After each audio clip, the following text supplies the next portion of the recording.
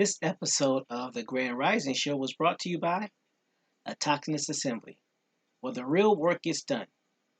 Autochthonous Assembly is a gathering of the minds that do the work. Now, for many of our first-time subscribers and first-time visitors, you may be wondering who Autochthonous Assembly are. You can find this information about our mission statement and our core values on the website at autochthonousassembly.com/about. We are a nonprofit organization dedicated to raising up Indigenous American voices by using genealogy, also known as family history, or your family tree, which is the study of families and the tracing of their lineages and history. Genealogists use oral interviews, historical records, genetic analysis, and other records to obtain information about a family and to demonstrate kinship and pedigrees of its members. Our core values are the foundation of our company, which is essential to our success and serve as a lens through which we evaluate every business decision. Those core values are, but are not limited to, integrity, which is knowing and doing what is right; respect, which is treating others the way you want to be treated; responsibility, which is embracing opportunities to contribute; and servant leadership, which is serving the common good. Now, at Autochthonous Assembly, we have a couple of goals here. And our first goal and foremost of the reason why we do everything that we do is to ensure that we help you do your genealogy and connect back to your tribe and find out where you are from. Everything that we do from the standpoint of the Grand Rising Show and all the information that's posted on the website is dedicated to that one specific purpose: helping you find your genealogy, find your relatives, find your family so that you will know exactly who you are. And if you choose to, tie back into your tribe, whether that tribe is a Native American tribe, an American Indian tribe, whether it's allowing you to determine which house in Africa that you belong to, or what clan of Scandinavia or Europe or France that you belong to. Either way, our goal is to do just that: help you find out who you are so you know exactly where to start. We are not here to tell you who you are, and we're not here to tell you who you are not. We're just here to help you discover your beginnings. Another one of our missions is to help you become financially independent so that you can help your generations for the next 7 generations and be able to put a stable foundation for you and your relatives. And if you should choose to use this information that we provide free of charge to help not only yourself, but your community and your tribe, then we will do everything in our power to make sure that gets done as well. And remember, our goal here is to make sure that we get exposed to this information to put you in the best situation possible. So now what I'm going to do now is return it back over to the panel to see if there was anything I missed, and I will go ahead and get set up so we can get ready and get digging into this information. Panel, take it away. Warning, warning, warning. Hard hats, pickaxe, shovels, boots required.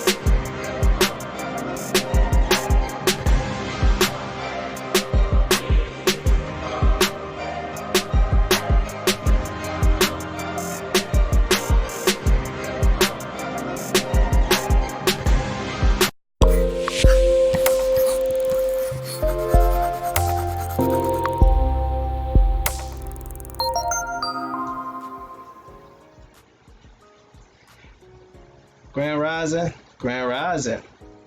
Hope everyone's doing well this rising.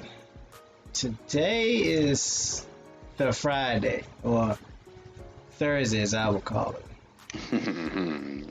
As you would call it. It's the Friday, though. It's Grand the Friday, though. Mm-hmm. Okay, it's the Friday. So this is what we doing, huh? The Friday. All right. I'm still gonna say Friday. So that's the way it feels. It feels better to me saying Thursday. So hopefully everyone's had a great day thus far, and you've had a great yesterday. Hopefully we're able to go out and work on your genealogy, help with your community, do something that's going to get you one step closer to not only find out who you are, but helping others find out who they are. So you good? You good this rising, no sellout? Yes, sir. How about yourself? What's going on with you? A lot. Mostly work. Yeah. Mostly work. But everything's well. Everything is well. So let's go ahead and get these shout outs out the way so we can go ahead and get moving and get this information out so we can learn and grow together. I want to go ahead and give a shout out and a grand rising to the new subscribers. You can spend your time anywhere you want to, so we definitely appreciate the fact that you chose to spend it with us. Meanwhile, can everybody put some ones in chat to make sure we heard well? Give us some ones in the chat so we know that you can hear us. Thank you, thank you, thank you. I also would like to send a shout out on Grand Rising to the Autochthonous Assembly, A2, Silent Majority.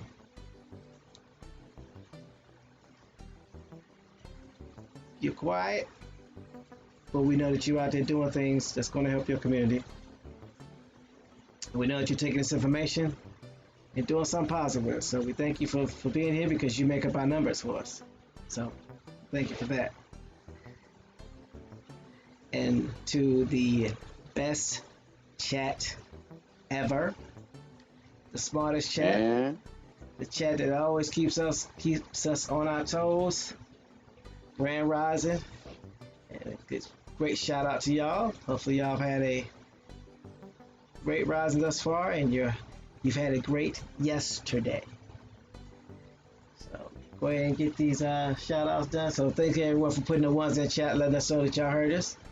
So Grand Rising to Copper Color Ancestor, Grand Rising to I Am Flying Squirrel, Grand Rising to Copper Chopper 803, Grand Rising to Mike Easton, Grand Rising to LJ Free, Grand Rising Lady J, Grand Rising Celestial Love, Grand Rising Peace Works Daryl, Grand Rising Oak Cliff. Let's see, did I miss anybody? I think I have everybody. If I missed you, just put something in the chat, let us know, and we will get that taken care of.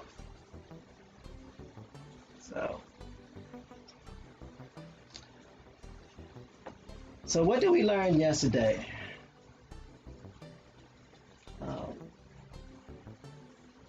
Learned that the Banana Republic really no sellout. Grand Rising no sellout. What I learned yesterday Yay. was that the Banana Republic was more like a power struggle for who had control over cocaine, the coca plant, because we had bananas on all the islands, so there was really no need for them to go to Honduras and get bananas. That was a move to get control of the drug cartel, or the drugs, if you will, which makes sense.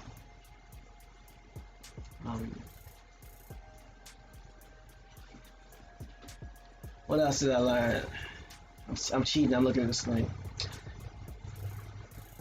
We learned that. Hey, you gotta get it right. Don't guess. You know guesses. I don't want to learn nothing wrong. Look, somebody guesses. We learned that the banana industry had a lot more political and military control in Honduras than I would have ever thought. That whenever corporations get involved in produce or any development of a country outside of itself, meaning the United States, the companies become the whistleblowers, for lack of a better term, for the government, and we use the world police to get those companies what they want, and then they end up placing the leaders that they choose in control so they can have a better working engagement. That was basically done with Mr. Bonilla and ushering in the railroad industry because New York banks own that railroad industry now, and also the Panama Canal was able to be built because of this interference, for lack of a better term, with the banana industry, or from the banana industry in the United States. So, just a. I actually missed a few things yesterday. Now that I can hear you say that. Yeah, that was a.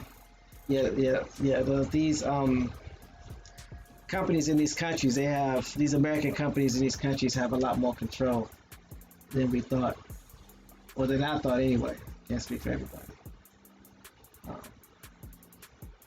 They issued a general treaty of peace and amity in 1907 and established a Central American Court of Justice to handle the future disputes from the 5 nations.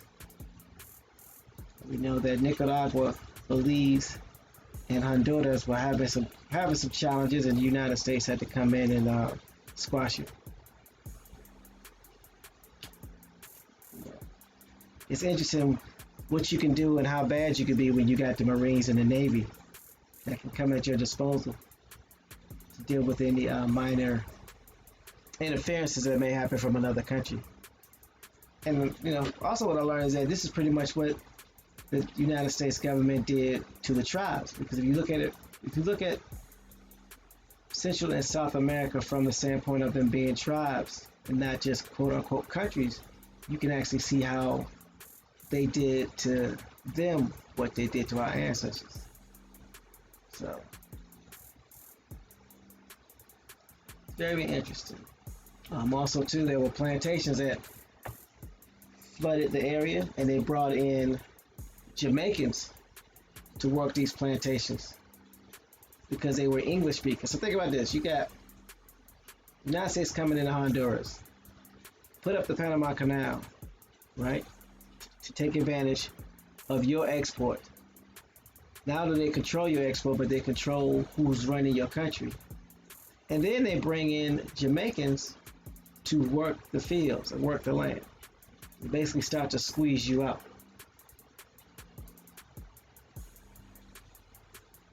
So, I thought it was very interesting. So today we're going to talk a little bit about the fruits company's activities and how that plays into everything. Very interesting. I don't know. Any takeaways you got, Salah? Nope. Yeah, just. I'm also available until 20 to 10. Yeah, so 9:40. So I got you. I'm here. I'm with you. Okay, so you're gonna do some. So you can do some reading. So all I gotta do is hit the brakes. That's what we doing. Yep. All right. Cool beans. Well, we're gonna go ahead and punch this clock, and then we're gonna go ahead and get started. So let's do it. Oh, I gotta bring it up first. It's been one of them adventurous risings. So give me a second while I bring this up.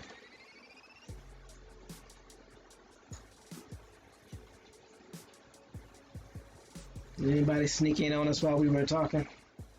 Let's see. We're through. Oh, actually, yeah, no. Golden Moon, peace. Grand Rising. Chopper 803, peace. Enrique, what's going on? Copper Color Ancestor, Grand Rising. That's about it. I'm Flying Squirrel, peace. Alright. I pretty much addressed everybody. What is it? What's the word? Not physically, but in the chat. In the chat. Yeah. Okay. Peace, everybody. Okay. Well, I'm gonna go ahead and punch this clock so we can get started. Word.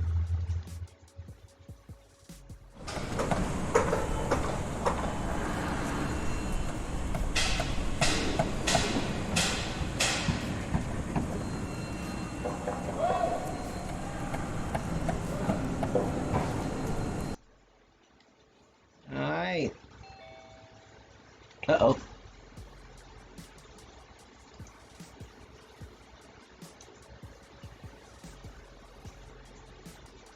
Alright. Grand Rising. Grand Rising. No, you gotta go. Too late. Yeah, really? No. Really? Of all people, right? Right. I can see it. Look, I can see if it was me. I beat him. But not I made it Bones. first. Nope. You see if it was me. Not Oh, not Bones. What's going on, Bones? My brothers, I remember why we wanted to get out of them schools so fast. Oh, my man. goodness. You're stuck over there. My knees hurt. Wow. What the kids use for a tree and kicking you in the lower part of your trunk, aka your knees? What's going on? Everything good? Either that or he had to sit at somebody's small desk. Oh. The cafeteria table ain't work. That don't work.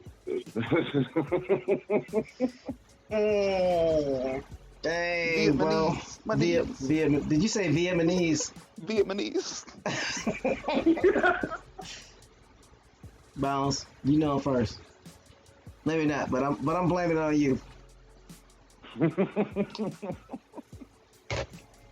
Blaming it on you. So we were just going over what we learned yesterday, and I was talking about how about all the corruption with the fruit companies and the banana companies and things of that nature. Just doing a quick recap. Was kind of funny. That's what they were giving the children. The banana. I look over at mine and you bet not put it down. Get an apple.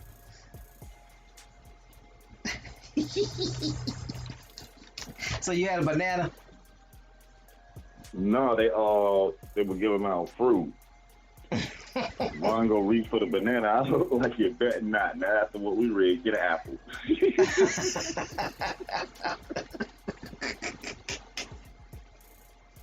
Fair enough. No sellout. I put the link in the chat. Do you have it? No. Yep. There it is. Did he? I was about to say it, but I wasn't ready to. Why I keep opening up at the conquest period? Where we at, man? Because this thing be fooling me. They open straight up to the conquest period. The fruit company's activity. But what tab, sir? History of Honduras. Gotcha. Nope. I don't see that. I see colonial. I see Honduras in the 19th. I see democratic period. I see Honduras in the 20th. I just put the link in the chat. I know, and it opened up to the tab conquest period. So we on the conquest period still? Nope. Conquest period is short. We're under colonial. Hold on. Give me a second. This is like the fourth time that link has opened up under conquest period with that dude's headshot, Gil Gonzalez Davila. Oh yeah. Why is it doing that? It's probably, I don't know. I actually don't know, because it should at least open up at the pre-Columbia era because that's the first tab, but I don't know. Maybe it's the way you saved it. It was on your screen that way. It's like, all right, we're just giving that paragraph every time. So is it under colonial or under the 19th? It ain't under the 19th century. So it's under History of Honduras. It's a Wikipedia link. Hold on. I know that. You make it stuff up. And Honduras in the 19th. Nope, that ain't it. hold on. What year is it? Really? This is what we doing? I'm sorry, Jumanji was the ish. first one. You're right. You're right. It does go to the conquest period, but you got to scroll down. If you scroll down, it gives me another. It gives me the other tabs. Honduras in the 19th. I'm on. Hold on. Let me. Desktop here. No, you desktop here over there. Show. Hit. Oh, okay. All right. Fruits and companies. The history of Honduras. Yes, the fruit like companies. The first paragraph? No, the fruit companies act. Grand Rising, y'all. How y'all doing? Chat. The fruit companies' activity. You want to put it up on the screen and start reading, and I'll find it, and then I'll take over on the second paragraph, or after the first. Stop. This is not working for me. I'm on the desktop site, and I'm not seeing what you're seeing, Brad. Oh, the fruit company's activity. Get it? Yes. There it is. Where'd that come from? We're in the 20th century, y'all. Look, just so everybody knows. Wait. Hold up. Y'all gotta see what I'm seeing, man. Wait. I gotta breathe. Wait. No, I'm trying. On screen and reading it. It's how you said. Was that not a good request? I'm just saying. I would have found out exactly what came out for that request. Like, oh, Papa. I think I found it though, right? We in the 20th century, y'all. Just so y'all know, Honduras. Since TMH don't want to tell me what tab we're in, Wikipedia has tabs and subjects. We're in Honduras in the 20th century. And now I've lost my place. Fruit company's activity. I knew where it was. I knew exactly where it was the whole time. Oh yeah, thank y'all. Y'all got me right back on real quick. Now it's too small to read. Hold on, we gotta go back to the regular site. I don't want the desktop version. How about this? How about we do this? The Liberal government opted to expand production in mining and agriculture in 1876. And they began, really? You found it? Really? Yes, I found it. And they began granting substantial grants of land and tax exemptions to foreign concerns as well as to local businesses. Mining was...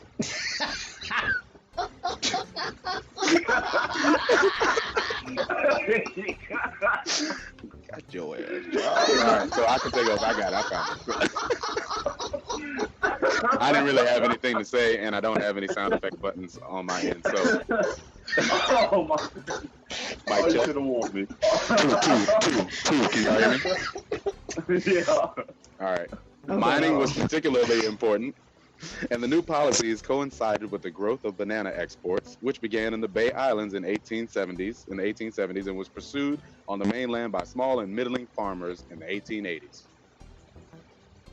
Liberal concessions allowed U.S.-based concerns to enter the Honduran market. Why do I keep missing that? First as shipping companies, then as railroad and banana producing enterprises. The U.S. companies created very large plantations worked by labor that flooded into the region from the densely settled Pacific coast, other Central American countries, and thanks to the company's policies favoring English-speaking people from the English-speaking Caribbean. The result was an enclave economy centered on the settlements and activities of the three major companies: Cayamel Fruit Company, Standard Fruit, and particularly United Fruit after it absorbed Cayamel in 1930. Yeah, that was the last thing we had read yesterday. That's when James talked about, he said replace banana with coca or cocaine. So it was more like cocaine industry that the government was taking over. So yeah, you go ahead and start with the next paragraph, please, sir. In 1899, Vaccaro Brothers and Company, later known as Standard Fruit, a New Orleans-based fruit corporation, came to Honduras in 1899 to buy coconuts, oranges, and bananas on Roatan. After successfully selling the fruit in New Orleans, the company moved to the mainland of Honduras. In 1901, Vaccaro Brothers established offices in La Ceiba and Salado, and eventually controlled the banana industry between Boca Cerrada and Balfate, an area of about 80 kilometers of coastline. In 1900, American businessman Samuel Zemere and United Fruit came to Honduras to purchase banana plantations. In 1905, Zemere started buying his own plantations. In 1910, after purchasing 5,000 acres of plantation land in Honduras, formed his own company, the Cayamel Fruit Company. The two companies' wealth and powerful connections allowed them to gain extraordinary influence in the Honduran government. Stop.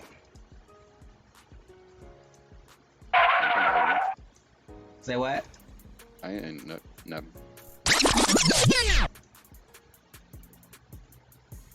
Lady Free, LJ Free said it best. She says these fruit companies are raping the land, never giving it the needed time to rest and replenish. Shaking my head, and that's facts. They're actually coming in and starting to grow on these lands. Meanwhile, at this time, now you're looking at around the 1920s, in the United States, they're paying farmers not to farm. Because you got to realize what in the Midwest, there was a major dust bowl that caused a lot of problems. So all the stuff hit it at the same time. The Dust Bowl, I don't know if it was called a Dust Bowl, but I know there was a major crop disaster because they overgrowing, and it still hasn't recovered. And then you had the Depression. Go ahead, boss. Yeah. Basically, by not understanding why our ancestors farmed on certain lands for 10 years and moved, it's so the soil can replenish itself. They farmed so much to be capitalists because they were farming for capitalists. They wasn't farming to eat. They were farming to make money. They did it so much that they ruined the land. You can see the scars still remain in some of these places where they did this over farming. Remember, they industrialized farming. They mechanized it. We farmed as a need to have substance to eat. It was never to make money. It was never to make a profit. Right. So, by doing that, cause more harm than good, or we allow them to cause more harm than good, and then they just continue to go on to other continents and then do the same thing. Give me 1 second. I gotta get this fixed right quick. That'll work. That take care of it. Yeah. And at the end of the day, like Bone said, it was all about mechanizing. It was all about profit. It was all about the increase. Lady J says, I always say, if it takes 5 years to grow pineapples, why in the world do I see pineapples all the time? Where are they getting so many from? Yeah, they're getting them all from all over South America, South and Central America now. Probably, and now they're probably growing them in other places in the world, or some form of them. So they don't give the land a break. They just use up that patch of land until it can't be used no more, and then they just go build on top of it. So this is what we dealt with. So let's look at, because on the screen we have Boca Cerrada highlighted in red. So let's see who this is or what this is. It doesn't look like it's been created yet. Yeah. Usually the red links is broken. Somebody needs to create a source. I There's guess. no info. Oh, okay. Info on it. Yeah, no original. Let's see what we got for ball face. Ball fate.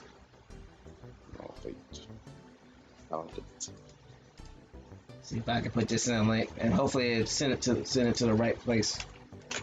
There we go. On time. Don't do that. Ballfate itself is a town of about 2,500, but the municipality includes the towns of Lucienda, Lislis, and several others. In January of 2009, a new hospital was opened in Belfast, bringing much-needed medical care to this area. The main paved highway from La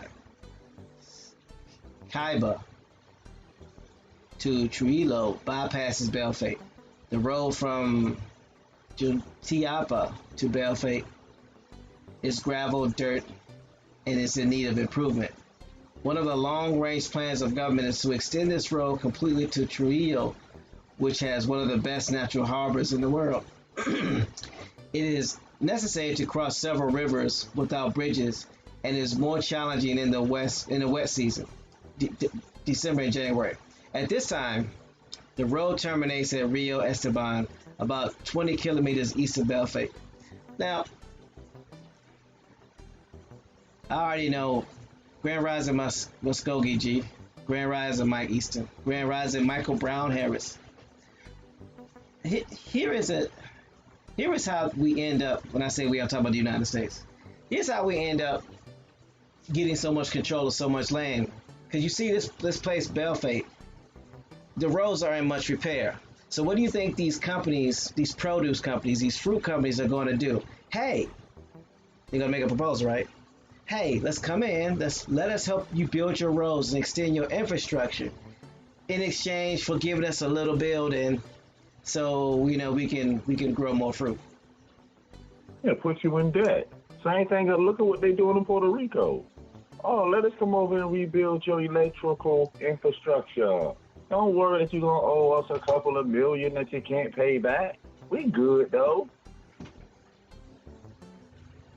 That's how they doing it. Don't be looking funny when I come ask you for something. I might not ask either, so. That's crazy.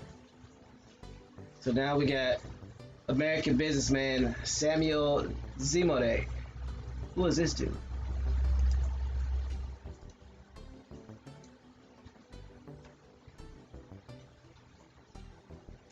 Samuel Zimode, nicknamed Sam the Banana Man, born Samuel Zimode, was a businessman who made his fortune in the banana trade.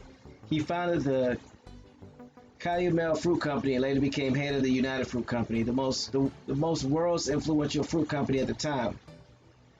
Both companies played highly controversial roles in history of several Latin American countries and had a significant influence on their economic and their political development.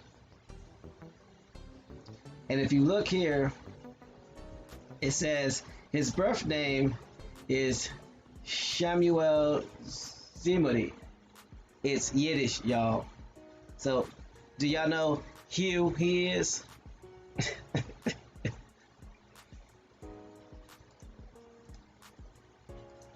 Well, South America finna shock people when we start bumping into these German colonies.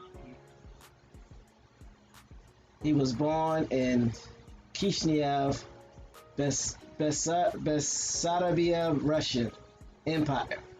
He was born in the Kishinev, Bessarabia, Russian Empire, present-day Moldova, to a poor Jewish family that immigrated to America when he was 14. Zimode had no Poor formal... Jewish family, but you turn around, and you got a whole banana plantation in somebody else's land. Not only that, but they changed his name was changed. Mm-hmm. Probably hide who he came from. Yeah. Well, he said he came from a Jewish family.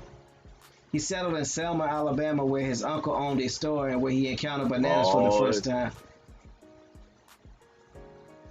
You said Selma, Alabama? Selma, yeah, Alabama, where his uncle owned a store and where he encountered bananas for the first time. He entered the banana trade in Mobile in 1895. At the age of 18, his early wealth was largely due to a very successful venture in New Orleans.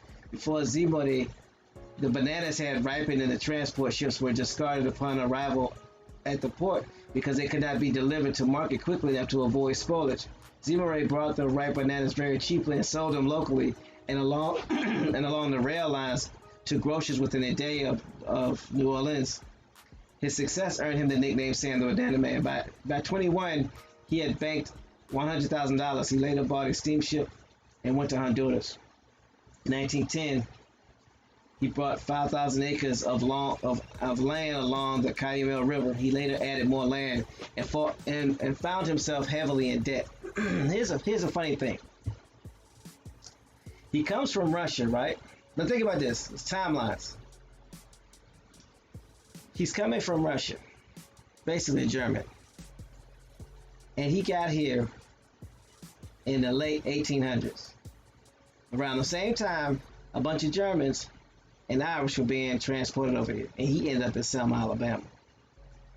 Oh, you talking the same ones that if you look at immigration between 1820 to the 1900s, you got over 20 million people showing up? Mm-hmm. That group of people? Yeah. Ooh. And it's interesting when somebody was doing the timelines and they was actually looking at where those people went. There was a large majority of them, to the tune of almost millions, that went to New Orleans. Could he have been one of these people? Oh, them people that people try to say you didn't come here? Yeah. According to this, it lines up. I mean, again. It's a good chance. We already know that they sent, what, over 20,000 pros and cons there? Mm-hmm. When we say pros and cons, we mean convicts and prostitutes or prostitutes. Lady Free says, Uncle Sam wants you and your bananas. Oh man, Sam. Mm-hmm. So let's read this. It says, because it'll probably give us some information that's not talked about. It said he came in heavily in debt. All right. So at the time, the government of Honduras and Nicaragua were working to reschedule their sovereign debt. Remember the conversation about the debt yesterday? He said the United States Secretary of State Philando C. Knox was involved in negotiations which would have agents of bankers, J.P. Morgan and Company, sitting in the country's customs office to collect taxes needed to repay the debt. Zimode feared that he would be taxed out of business and appealed to Knox for help. Knox spurned him, so Zimode returned to New Orleans, where deposed Honduran President Manuel Bonilla was living in exile. Wait a minute. Manuel Bonilla was exiled to New Orleans from Honduras? Wow. Zimode contracted two mercenaries, Guy Machine Gun Moloney and Lee Christmas, who along with Bonilla devised a plan to overthrow the Honduran government. Zimode smuggled Bonilla back to Honduras along with a ship full of powerful weapons, and Bonilla was successfully returned to power in a military coup. Bonilla then granted Zimode the land succession and low taxes that saved his business. Get the rip out of here. In 1930, the Wild Wild West. Wild Wild West. But not going down how they showed you in the TV. No. It says in 1930, Zimode sold his company, Cayamel Fruit, to the rival United Fruit Company of Boston for $31.5 million in stock and retired.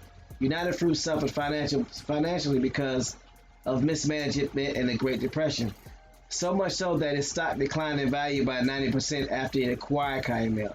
This encouraged Zimode to return to banana business by buying a controlling share of the United Fruit and voting out the board of directors. Zimode reorganized the company, decentralized decisions, making and made the company profitable once more. I'm sorry. Why that sound staged, TMH? Because it is. Oh, yeah. No. I haven't seen these type of business deals in my lifetime before. You get in, you buy a whole bunch of shares of stocks, right? Then you lower the stock prices to make the company almost worthless. Everybody bail out, and you buy out their stocks penny on a dollar. I haven't seen this before. What they did was pretty much equivalent to what happened with the housing market in the early 2000s. The value. He sold the company for $31.5 million. Now check this out. He sold the company for $31.5 million. Then all of a sudden the Great Depression happened, and then the company lost 90% of its value. So if I lost 90% of his value, what's 10% of $31.5 million? That means the company was only worth basically $1.5 million or $1.25 million. He ended up buying the company back for $1.5 million. So he made a profit of over $29 million just for selling and rebuying the company. His own company at that, though. Come on, man. Set up. I bet he wasn't the only one that benefited from the stock market crash. Listen, this man just helped this dude get back as president as Honduras. Mm-hmm. Listen, and a man shot from the U.S. government came in, they working together. Of course. Then in 1953, the United States Department of United Fruit embarked on a major public relations campaign to convince the American people and the rest of the U.S. government that Colonel Jacob Arbenz intended to make Guatemala a Soviet satellite. Reason to go back into Guatemala. The power of our media. In 1953, the U.S. State Department and United Fruit. So, this is a rhetorical question. Since when is United Fruit and United States Department in business together? Since United Fruit and United States Department most likely got the same people sitting in them, or some of the same people sitting on the board. Mm-hmm. So it says they embarked on a major public relations campaign to do what? Convince the American people and the rest of the U.S. government that Colonel Jacobo Arbenz intended to make Guatemala a Soviet satellite. So think about this time. This time we were considered to be in what they call a Cold War, where the Russians and all these individuals were our enemies. But isn't the individual that is it Zimri from Russia? Okay. Oh, well, look at it this way. Russia has a large percentage of ownership in Miami, South Beach. Why am I not surprised? I mean, if you could just go buy land like that, you know, you just go to Honduras with a seaboat you just bought, and then go purchase up just, you know, some parcel of Honduras, and then start your own banana company. Why not? Yeah, they show. Think about it. They show you Miami, and they show you the Cubans. But people got to remember who the Cubans link back into: the Russians. Exactly. What government supported Cuba? Russia. Mm-hmm. South Beach wars in Miami, wars built on Russian money. And everybody getting mad at 45. But anyway, in 1950, love my hand. Why do you think the mob always went to Miami to retire? That's why the mob was going to Miami. It was built by the Russians and Germans. Oops, talking too much. So like some other place. You mean like Las Vegas? Out there in Nevada? Who built them casinos? Yep. Go, Bugsy. So then it goes on to read that Zimri authorized Edward Bernays to launch a propaganda campaign against Colonel Arbenz's democratically elected government, which intended to expropriate some of the unused land opened by the United Fruit and redistribute to the local peasants. So check this out.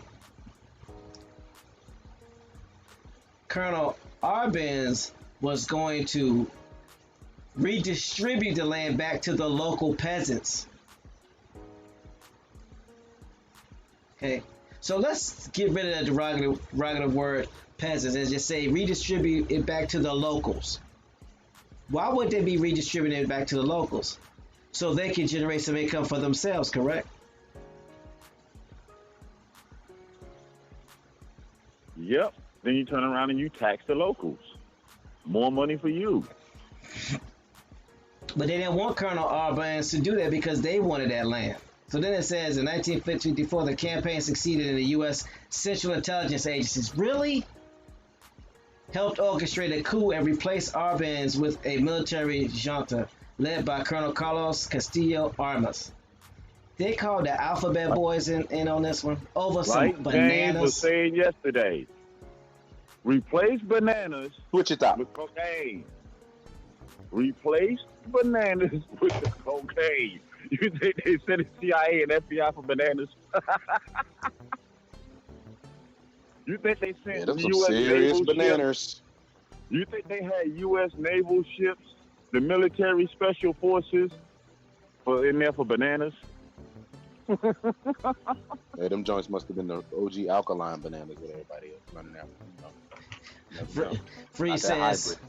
look, Free says, under what jurisdiction did this take place? Exiled him from Honduras to Louisiana. You know what jurisdiction? Department of Defense. Yeah, the story does smell fishy.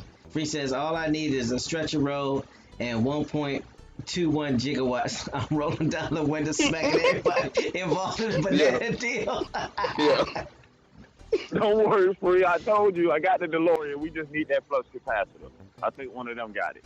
Look, Free, I was wondering how they got that the license plate to spin at the end of that. I think Free had already taken it off to smack people on the way out. Smacking them in the face with it on the way. And then I'm gonna toss it to you. I'm gonna leave a weapon behind. So then it says Local peasants, yeah. Yeah. I'm gonna know it Free. That word peasants. But they did that so you would think these people wouldn't know what to do with the land. And the peasants, that's a British word, isn't it? Peasant. That's peasant. They want no peasant. Yeah. Yeah, peasants. Yeah, that's not something that we would say over here. Some people peasants. Some people. What you mean, a pheasant? A bird? What you calling me a bird? What? Bums maybe, not peasants. But anyway, I'm just saying. That word bum is in my vernacular, not peasant. I'm just saying. But anyway, Zimode retired as president of United Fruit in late 1951. He and his family made generous donations to Tulane University, including a large collection of Mayan artifacts discovered in banana fields. Stop.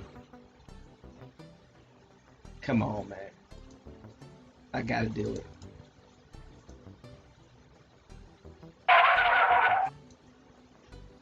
Rewind. So after he retires, he just so happens to make a large donation to Tulane University, including a large collection of Mayan artifacts discovered in the banana fields. Right?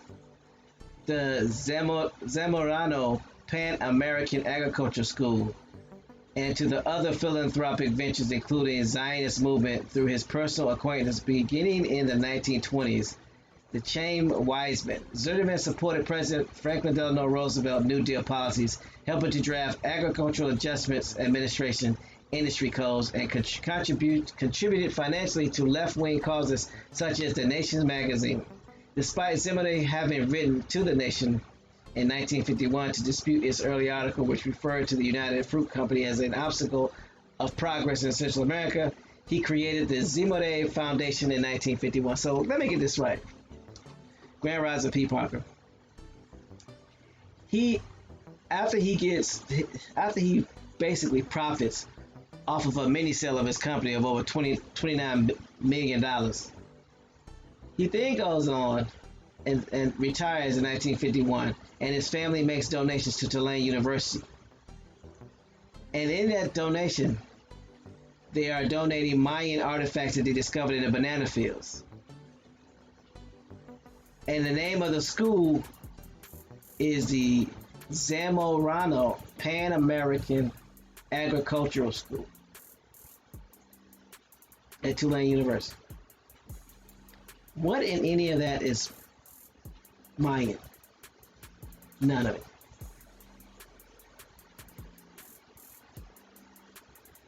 But that foundation that he built in 1951 was what that allowed him to do that. That's why I tell people you need to understand nonprofits and the way that they're set up.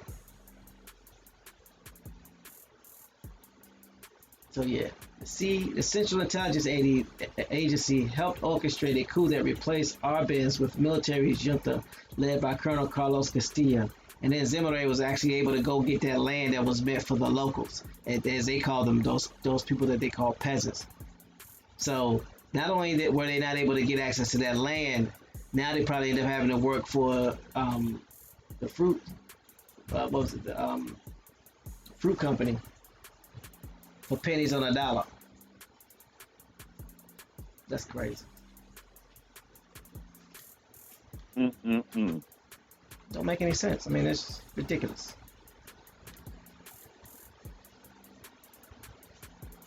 Well, at least I'm glad I can share my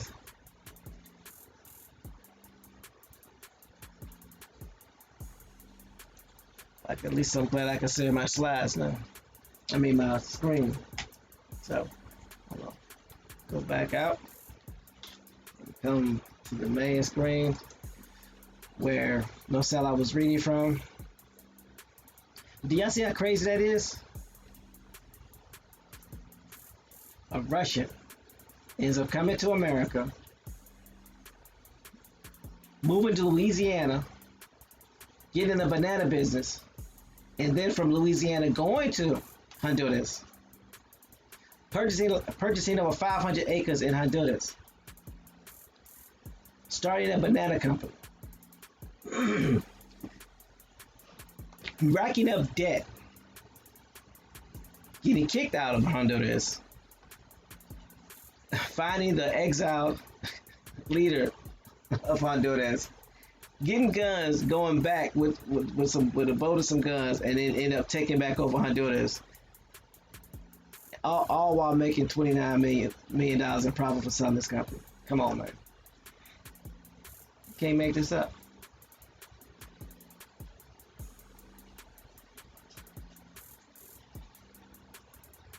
And that's just ridiculous.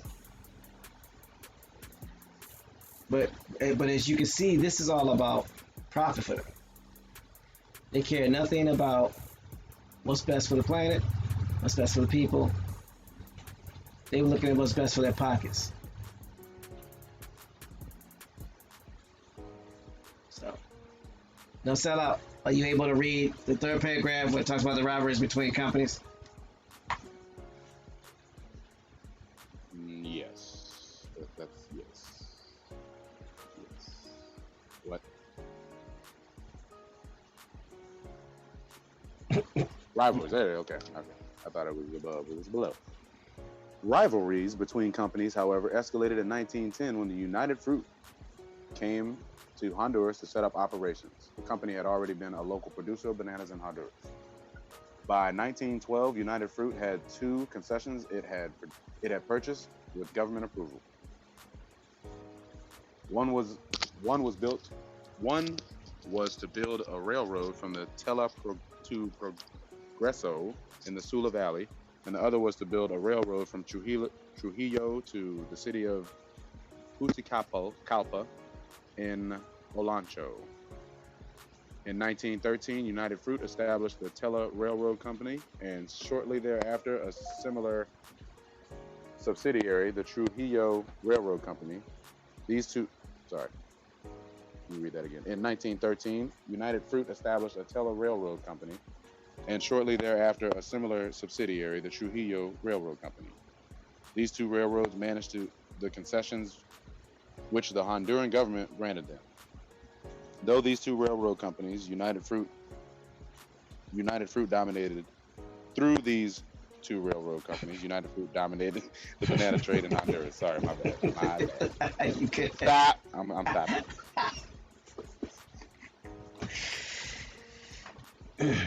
Bounce, get your friend. LJ Free says so much of what is currently in place happened recently. I can't read that. It's happened recently, and the time is now to turn the ship back around. Michael Brown says, would that have been a seedless banana? Because I haven't had a seeded banana yet. That's a good point. Yeah, I've never seen a seeded banana. Bones, have you seen a banana with seeds in it? Yes, I have. Okay. Black seeds all through the middle that runs the length of the banana. That's the OG banana. Okay. Yeah, the one now with no seeds is the hybridized, bastardized. My bad, I gotta go and swear with that one. Yeah, it's not the right one. Very bad. Okay, yeah, Grand Rising Caribou easy. Yeah, seeds in the middle. I don't eat bananas, so yeah, okay, that makes sense. I know they had seeds. I guess they would have to have seeds.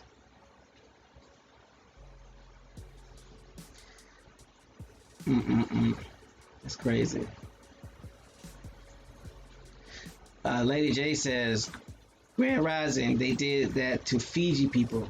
Do not buy Fiji water. They did the same thing you mentioned to these people. The company is stealing water, and the residents Fiji, that's sick. And she says the residents are not allowed to have clean water. That's crazy. Oh, we might have to go to Fiji, see what's that. What's that about? She said they're dying from adenovirus infection. Do not buy Fiji water. Wow, yeah. You won't be even looking at Fiji water. Nice square bottle. Yeah, again, Fiji, that's the city. Come on, son. Mike Easton says he's seen it. Fiji. He said Mike Easton says he's seen it in Brazil.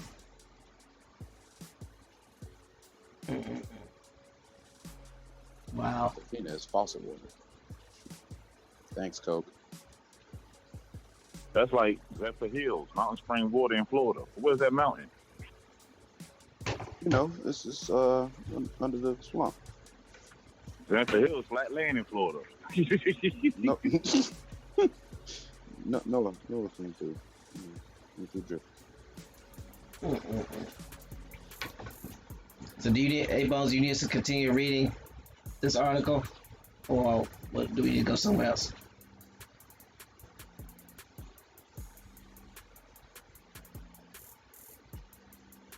You hear me?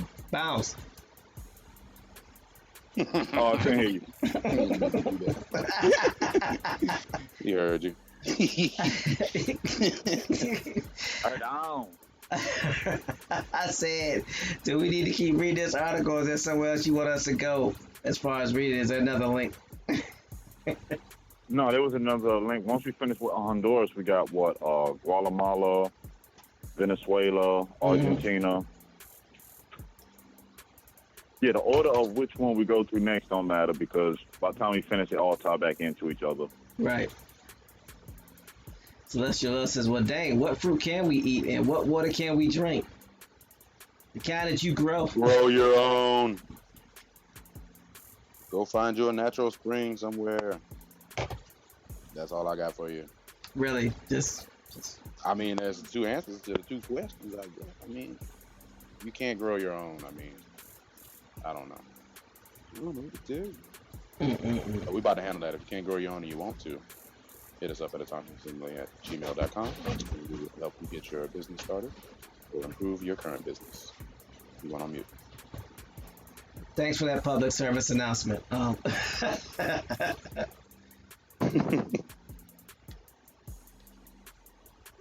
So it's amazing because I'm the rival companies, United Fruit and I don't see the name of it. And Trujillo Railroad Company. How is it two railroad companies dominate the fruit business in Honduras?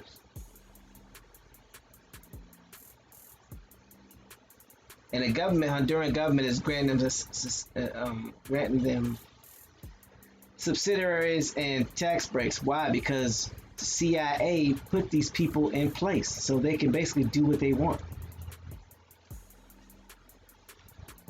Yeah, they implants. It's no more than the same thing they did with our ancestors. Picked certain people to be the chief, implanted them in, so when it came time to do business, you had an inside man. Or a woman. How else? Yeah, do y'all really believe? Come on now, see, to believe that they came over to all these land masses and they was just the greatest at everything. That's to believe that they're superior than you. That's to believe that they're smarter than you. That's the trap. They did not do this by themselves. It took some people from the land to help them do this. Some of our people sold out for $1. Yeah. Some of them still selling out for $1. Jamaica? Oh, I'm sorry.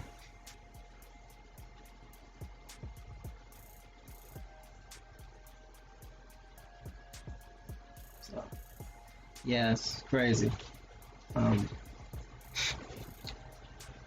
Yeah. Whew. Alright, no sellout. 1899 census.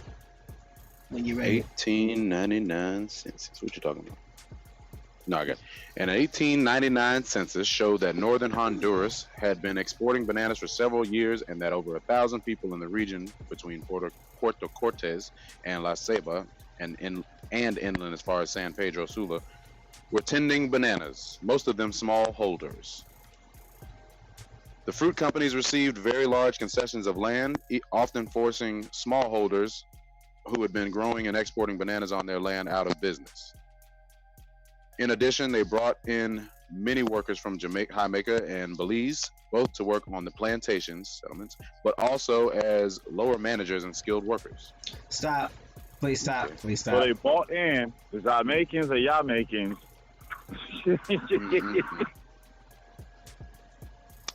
Yes. Your brother Yamaika's Y'all seen the in. picture? Mm-hmm. Oh, I see it. They ain't got one posted up here, but I'm seeing something. The pattern. Mm-hmm. Always takes a group of people that look like you to make a deal for somebody to hold you down. Mm-hmm.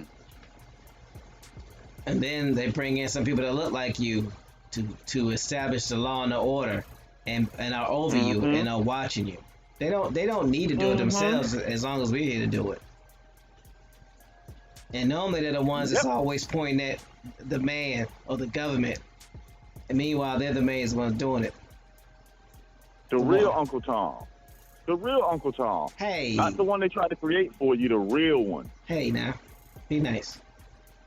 We're gonna call him Uncle T. That's even worse. Never mind. Come back to.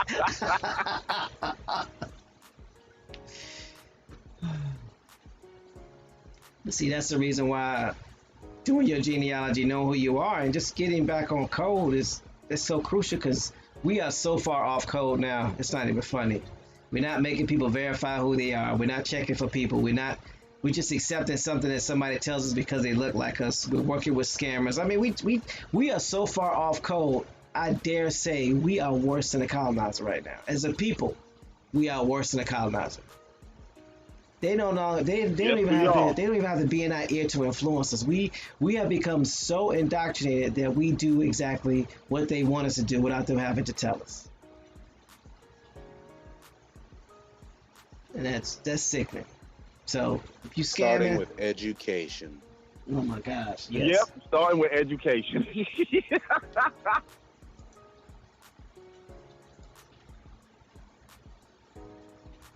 Woo!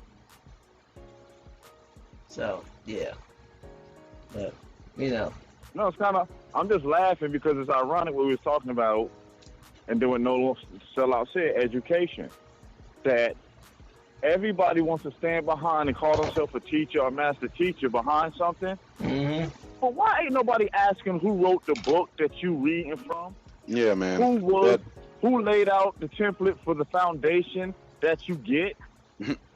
It's getting a little weird, bros. But like we saying again, we ain't blaming nobody. But what I'm saying is we all got a brain. Let's use common sense. If we look at the science behind this, since people say science, didn't Germans give you that? Mm-hmm. These stories the Germans gave you, your education Germans gave you, you even down to you believing that your dark skin means that you came from Africa, a German gave to you. The skin map. No. The whole theory of life coming out of Africa, a German gave to you. Everything about your melanated dark skin, somebody else told you about it. And that's the facts. And real Ain't researchers nobody would probably investigate that portion, that part. You know what I'm saying? Tell Especially me if why there's no it's you. African scholars that's telling you this. Why is no African anthropologist digging up bones saying these are your people? Nobody find that suspicious?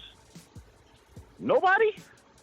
The same people that told you that you was worthless, that you was nothing, that you're beneath them, are the same ones that's giving you your history today. And you trying to pass it along to other people like it's real. Ugh.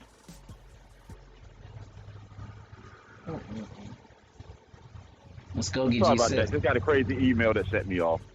Muskogee G says they follow us, we follow them. A dog that chases his tail will get dizzy. George Clinton. Good one, Muskogee G. He says they encourage us to suspend our logic to embrace a force-fed lie. And Kerry says the ones that try to tell the real, they get rid of.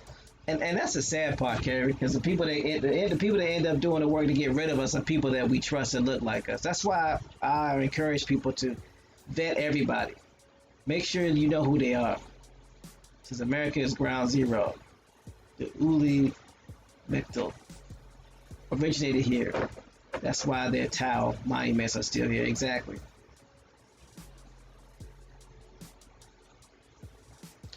Ibrahim Ishmael says Africans are refugees in their land. Most are not indigenous to their area. That's a fact. Yeah, a lot of them, this is the next thing. I'm glad he said that. The same people that's in the Americas telling you that you African don't even talk to the people over there. Ain't that something?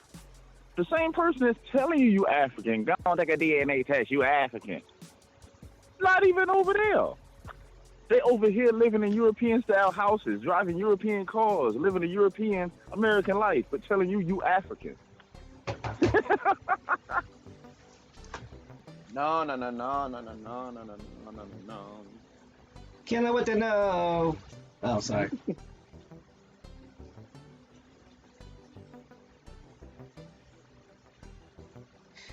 Yeah, just something to think about. But that's why we do what we do. That's just an address in the letter, like I said. Y'all know how I do it.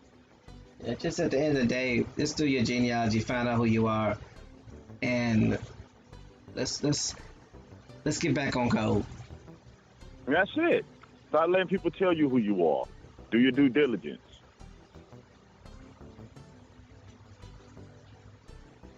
Man, yeah, because this is ridiculous to me. I'm getting. I guess the term is annoyed and fed up with people that all they do is talk and they're not doing anything. And then they act like they're doing something for the people, and then they ask you to subscribe to their PayPal or Cash App for information. For information, by the way, that does not cost. Go figure that out. You do research. You do research, and you're a scholar, but you ain't about damn book. But you charging people for information that they themselves can get. Okay. All people need sometimes, and I think we said this, 2-3 days ago? Sometimes people just need to know what to look for. That's it. We all get hung up and stuck up sometimes in this journey. And my thing is this. We have been everything else in the book that we let everybody else classify and name us as. Why we can't be who we are for once? Being everybody else hasn't worked for us yet, and it never will. That should tell us the only thing that's going to work for us is being ourselves, being who we truly are. And the only way you're going to know is do your genealogy. Who you come from don't define who you are. It gives you clarity to know who you are, and you should know what you be doing. You should know what to do with that. Again, where you come from don't define who you are. It just opens your mind up so you know who you are, you know why things happen the way they do, and you know what to do about it. Mm-hmm. And here's something to think about. And this is just my perspective. It's the way I view it. What's the difference between somebody coming to this continent, taking over your ancestors' land, growing the fruit, and then selling it back to you? How is that any different than somebody going on YouTube, going to the archives, going to the libraries, finding information about your ancestors, and selling it back to you? I'll wait.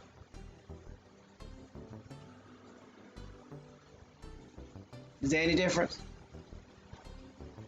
No, it's not. It's the same thing. Oh, okay. I'm just checking. Because it's the same thing with your history. Instead of you picking up a book, you let a German, someone who doesn't look like you, someone in history that never liked you, give you your history instead of you getting your own history. So the person that you call enemy, let's just go on this narrative. The person that you give all this supremacy to, this white power and all this stuff to, you're letting them give you your history, and you're taking it as fact? I remember these are the same people that be like, white man, white man, white man, white man. Like you say his name 3 times, he's showing up and snatching you or something. Yep. But then it's like, send money to ... because I got to do this research and stuff. You know, this stuff ain't free. Well, if you was a businessman, you set it up right, maybe it could be free. Maybe it wouldn't cost you. I'm just saying. You know, nothing but some time. If you ran a legitimate business, if you knew how to set up a non-profit, stop trying to sell T-shirts to get some quick bucks. But but hold on, that's the way that our ancestors did it. Our ancestors sold cotton shirts, not hemp shirts. That's European. That's European. That's capitalism, man. Let's cut it out. Anything where you setting it up with the sole purpose to make a profit, you are foreign. And I'm telling it like it is. You are a foreign. That's not our way. We were communal. We were communities. And as long as we keep on to this individualist, guess what? You are the European. What did they tell our ancestors? Kill the Indian, save the man. So you agreeing to go along with the program?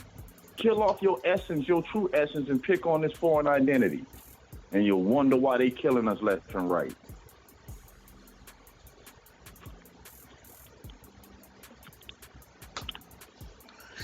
Yep. If we just in Honduras, and if it doesn't bother you, and I don't mean get mad, no, it should bother you to see that they did not change the program, that they ran the program off all of us, our cousins, our second, third, fourth cousins, our distant cousins. They did the same thing to all of us. And what's worse, they used some of us to even go get our cousins. Mm-hmm. And that's why we have to do your genealogy. I mean, make no mistake about it. Some of us descend from cousins that turned on other cousins. We got people in the islands. How many more stories you going to read about people in the islands turning on people on the mainland during this time? It happened. And it still goes on to this day. And the only way we fix this is we got to stand up, take acceptance for what was done, sit down at the table, see what we need to do to fix it. All that I think I'm better than you because I come from here and I speak like this and speak like that. Sit down. You're a colonizer. Yep. That's all it is. If everything you do is for a profit, then you just as much as a pro and a con as they are. At the end of the day, my question has always been: you so big and you so bad, why don't you go get money from the Europeans and come help your brothers and sisters out? Why do you got to get money from your brothers and sisters to help your brothers and sisters out? If you really as bad as you claim you are, and you really such a renegade, and you really doing stuff for the community, why don't you go take your bad behind to these colonizers that you're so scared of, that you're being educated by, that's funding you? Why don't you go get some money from them? Legally, of course. I'm not saying rob, but why don't you do business with them, then take that money to help your people? Unless you're scared, because the only people you know how to talk to are the people that look like you. Then that would explain a lot. Actually, that would explain a whole lot. You get them a little bit too much credit. The reason why you can get somebody, so-called Pan-Africans or people that believe this, banging on people that look like them, because they're European, they're colonizers. They ain't doing nothing different than what the British or French did. Let's keep this 100. Everybody who look like us ain't us.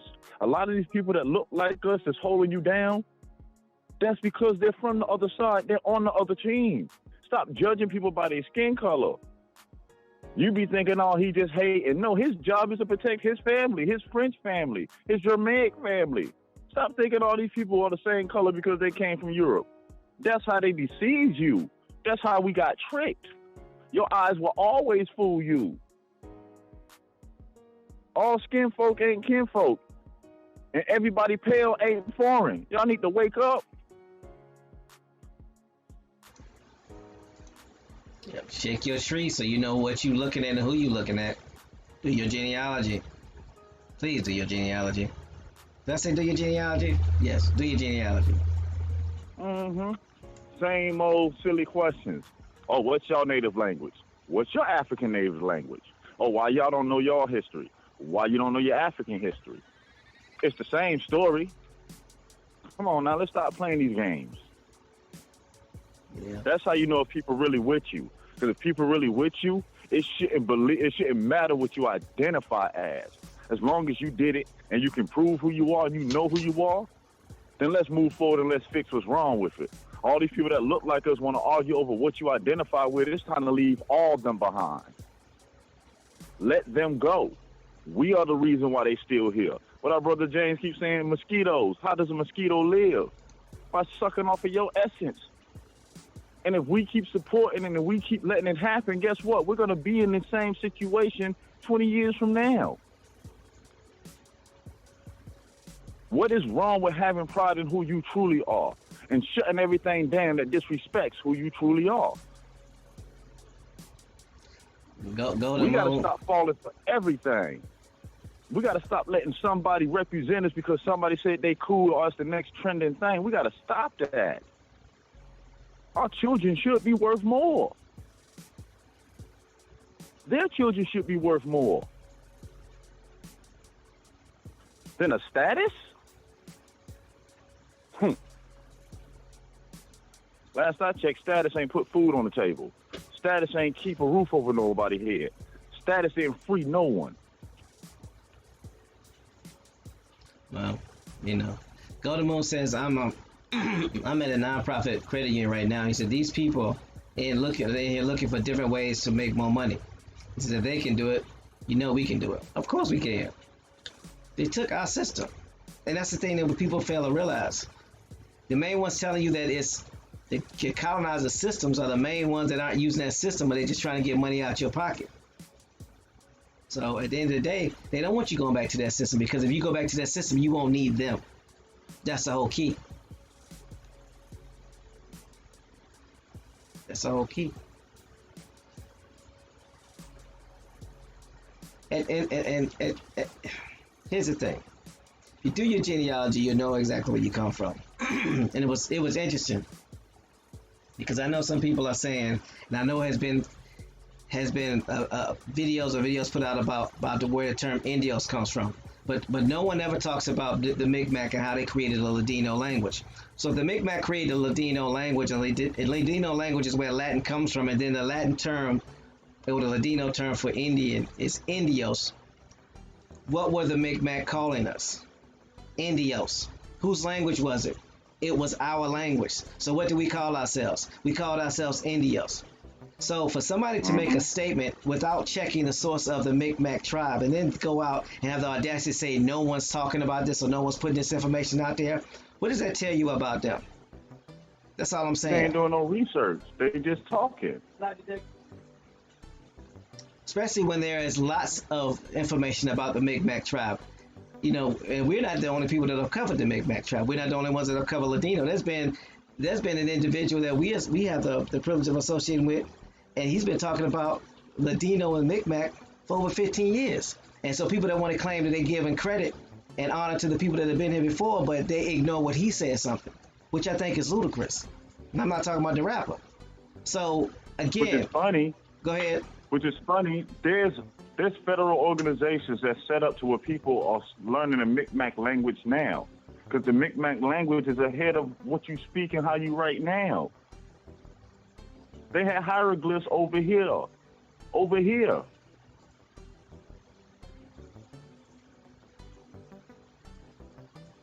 So, again, you got to pay attention to people's narratives. What they try not to say is just as important, if not more important, than what they do say. Because at the end of the day, there's a lot of information coming out, and then people want to act like they just came upon this information when they know where they heard it first, or where they know where they heard it most recently. I'm not going to say first. To me, it's just funny. Check their narrative. And again, then when you realize who they're dealing with scammers, they're dealing with people that don't do what they say, it all makes sense. And here's the thing that I find interesting. The moment somebody makes a declarative statement that nobody is doing something, That's a colonizer's term. When they say nobody's done this before, nobody's doing this. Those terms, nobody, all, and other silly things, that broad brushstroke. So here's my question. If you know that nobody is doing it, that means you've spoken to everybody. So that means you've spoken and researched information from 7.5 billion people on the planet. When did you have time to do that? Since nobody has done this.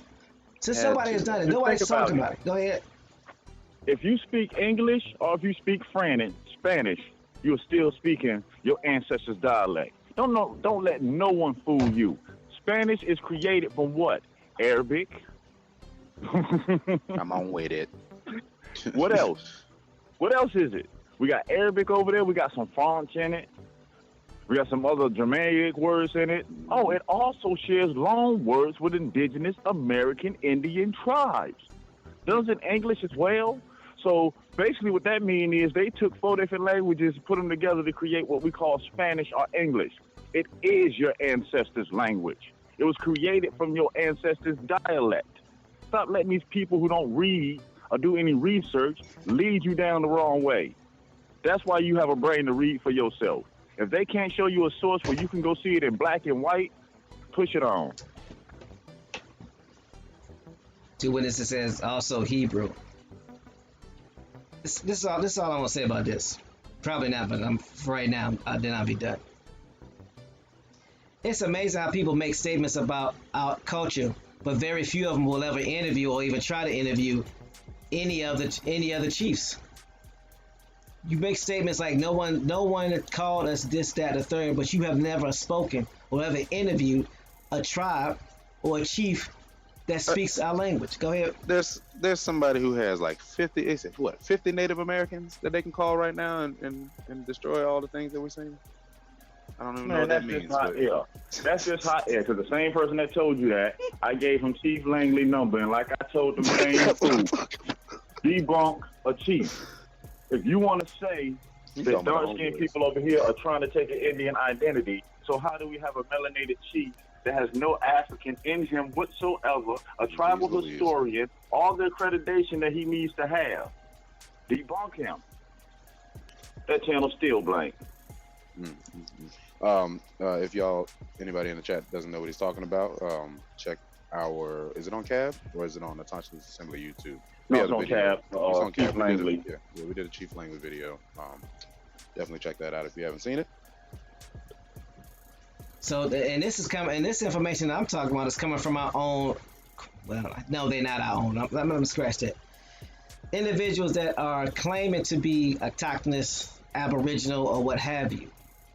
We were called Aboriginals by colonizers. We didn't call ourselves Aboriginal. As many Indians that I've talked to, none of them ever say that people call them Aboriginal. We were called Aboriginals. Yeah, I'm sure if they got called Abo, that term that's being used online lately, that's no different than the N-word. If you do your research, Abo is no different than the N-word. Yeah, y'all going for pet names again. You are Indios. Know your name. Indios. Know yourself. Stop identifying to these pet names that take the power away from you. There's power in your name. That's why they took them. I'm going to tell you again, relatives. There's power in your name. That's why they took them. Who they switch it up on the most? To me, it's just funny. You never talk to the tribes, but you get your information. And again, I'm not knocking where people get their information from. What I am saying is, you're going to get your information from the main colonizers that you can't stand, but you would never talk to an Indian or interview an Indian who speaks their own language or know their own language, and then you have the audacity, the unmitigated gall to declare that no one ever called themselves Indio that was an Indian. There were over 1,000 registered state recognized Indians, and you haven't talked to now one. You probably got someone to live right down the street from you, but you won't do that. Some of these people might be silly. I was gonna say another word. I don't think these people might not be that smart, because if you're a grown up and even if you don't claim to be a researcher, I mean, it wouldn't be too hard to look up something if you don't believe that is true. You know what I'm saying? So I'm not gonna walk around, saying that the color red doesn't exist just because I haven't seen it. I'm gonna go look it up. I'm gonna go find out. I'm gonna do some research first. You know what I'm saying? I mean, I don't understand. I feel like we're dealing with children. That's how you know when someone has a narrative, my brother, because they have a narrative. Because if you don't have a narrative, if you about truth, anytime new information is resurfaced, it surfaces up, you don't bat it down. If somebody bring you some information and you shoot it down without going to read for it, yeah, you're a colonizer. Yes, you're an agent. Because while you blocking new information, let the people make their choice. Anytime you have a group of people that's trying to speak for all of us, that's a problem. Yep. That is a problem. For sure. Like they came and sat down in all our living rooms to find out what you identify as. Ain't that how we got the title African American? 4 or 5 people getting together in the room? Mm-hmm. How that worked out? Man. I'm just saying, anybody life changed when they woke up African American? Did they stop shooting you? Did you get better opportunities? Did they care about your living situations or anything? When you was black, did it change? From black to African American, did it change?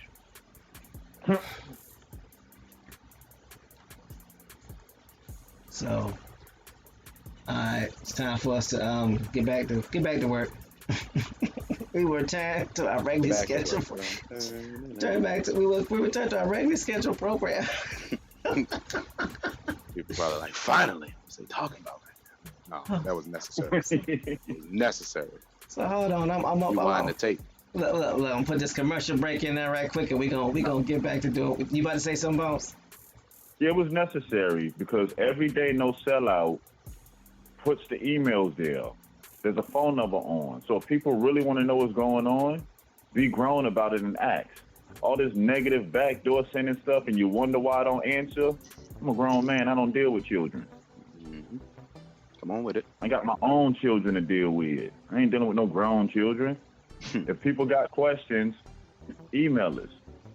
If you want to sit and talk on the show, then call in and be polite, be respectful, be polite. We don't block people over here, but now what we won't do over here, we don't go telling nobody who they are. So please don't come over here trying to make us be what you want us to be. So I want to correct something, and I want to make this statement. The views and opinions of TMH, aka Thomas Harrelson, are not those. That's who you is? Not those of a Toxinous Assembly. So I'm gonna say that. Bones ain't gonna block why you told them? They Look, still think I'm TMH. Well, I was about to say, I ain't know. I was confused for a second the way somebody thought Bones was TMH. Stop it. This is what I'm gonna say. I know you. I already looked you up before you got here. I know you. No, let me stop. No. So listen. I'm sorry. This is what I'm we say. don't do that here. I'm sorry, y'all. This is really. This is what I'm gonna say. You come into this chat with your dirty shoes on, and we tell you to take them off, and you don't. You getting booted. I'ma boot you. You come on the panel and be disrespectful, I'm gonna stick you in a holding cell, make you wait. Because what you're not gonna do is come up in here, act like this is some sideshow or some place for you to act belligerent and not speak cordially. You will respect. You will respect the panel. You will respect the chat, or you will be removed, aka exiled, never to return again. And I don't care how many channels you got. Newsflash: there is no expiration date on blocks and deletions. Nope, and there's no limitation on how many times you can use it. Blah, blah, blah, blah, blah. It's like playing a sport. The muscle memory, it don't matter, yo. Hey, I be done pulled one of the African icons. No. This is look, the service we use is paid for. We got the full version. We got all the accoutrements that come with kicking you out. So just know that. So just know that. This is not a 14-day trial. It is not expired, and we're not signing up for something. We got the pro version. Pun intended. So with that, we got Bones. Pamela had she asked you a question just so you don't miss it. But go ahead, TMH. My bad. Now I'm just gonna go ahead and take this quick station break. and then we're gonna come on back and read the last sentence of where you started with the 1899 census. So here we go. All right, do that, do that. Warning, warning, warning. Hard hats, pickaxe, shovel, boots required.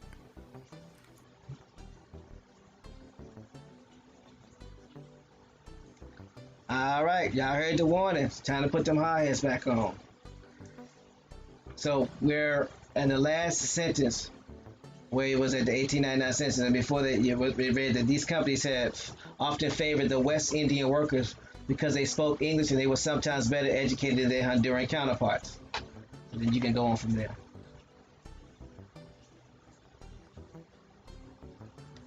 You know, did you see? Did you see it? No.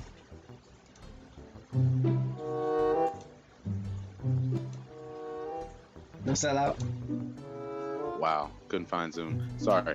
I was actually typing you a message, TMH, but no, what? You read that last sentence, I know that part. I got a paragraph in me, where we at? The connection? No. So it's like, in addition, they brought in many workers from Jamaica and Belize, both to work on the plantations, but also as low wage managers and skilled workers. And then it reads, the companies often favored the West Indian workers because they spoke English and were sometimes better educated than their Honduran counterparts. And then the next sentence you can start. You see it? It's perception. This perception of foreign occupation, coupled with a growing race prejudice against African-descended West Indians, led to considerable tension as the arrival of West Indians drove demographic change in the region. So, can you stop for a second? Yes. Again, what does this show us? They're creating tensions between two families, basically. The Caribs from Jamaica and the Hondurans. Both descend from Mayan culture. Both are relatives. But these Europeans are coming in and putting one against the other. You basically having people come from the outside and putting them over from people that are already here. You know that's gonna cause a problem. But because we fall for the banana in the tailpipe, that's what we do. So that's something to think about. Go ahead, no sell out. You can continue, please, sir.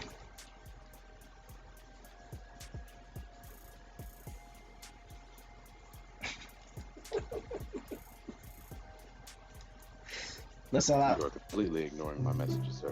Where we at? I'm ignoring. Okay, I got you. Peace to the chat, peace to the panel. I'll be right there.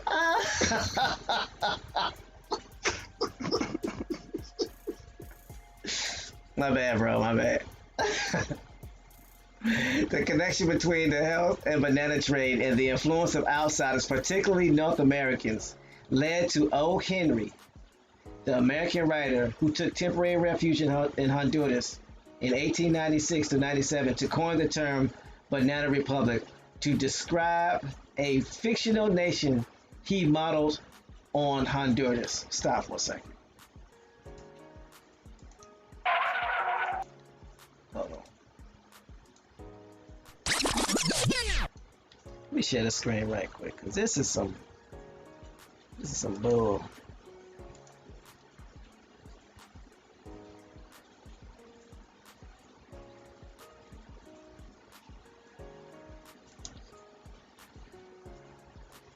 It says the connection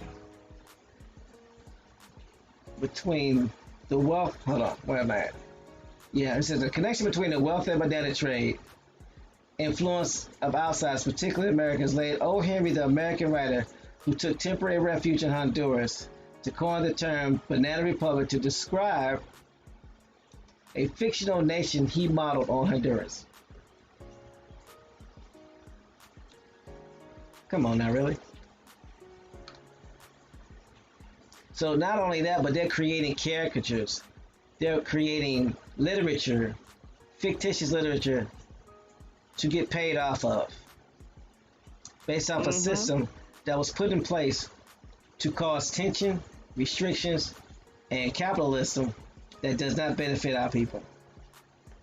Yeah, think about it. All you had to do was write a couple of newspapers, a couple of books supporting that.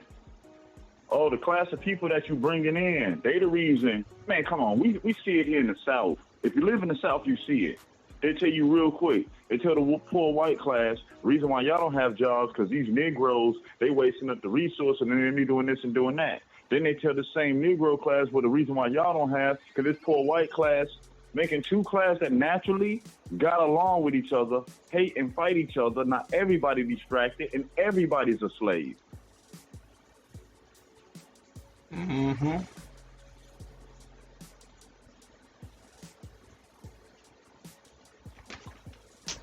I mean, that's kind of crazy. That's just my opinion. Take the color off of it, I promise you, relatives, it becomes easier to see the true story. Remove the color from it, it's easier to see the true story. Because what's going to hurt a lot of people, when you get to the bottom of this, the people that's behind this, some of them look just like you. Yeah. Look like you, sound like you, walk like you, talk like you, and they're getting paid off you. Mm-hmm. From day one.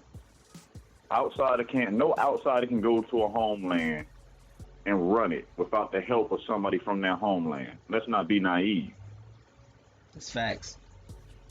So, it is what it is.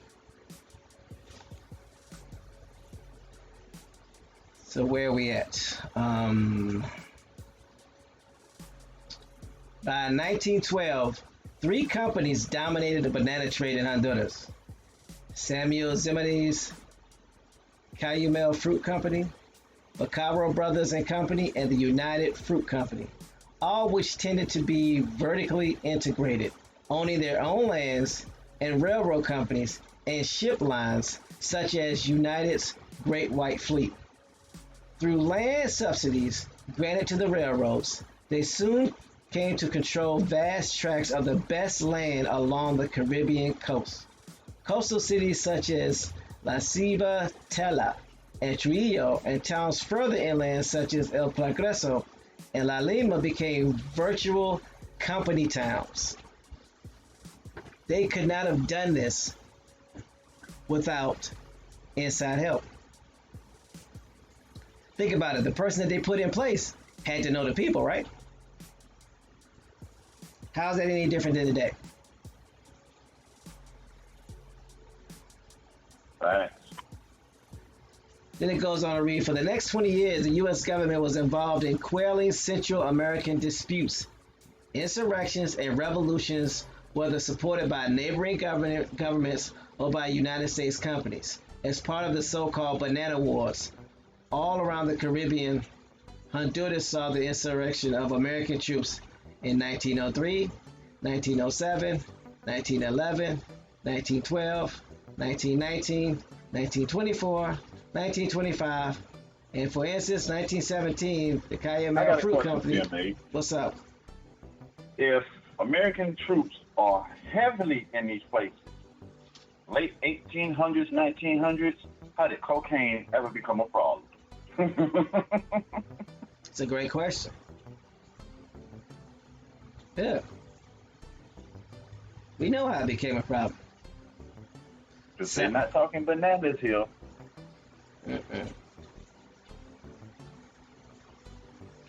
I'm trying to. You really believe bananas is generating this amount of money? Something that goes bad in 3 to 4 days is generating this much amount of money?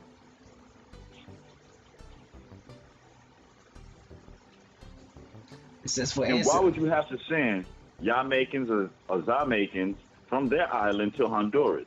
Like bananas don't grow on that island? Mm-hmm. Bananas grow on all the islands.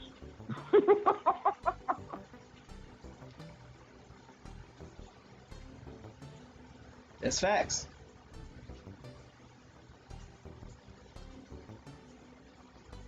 Free says this is a game of commerce, life, monopoly, etc. And we are definitely being sold out by people who look like us, shaking my head. All of us for a fictional dollar. Collar.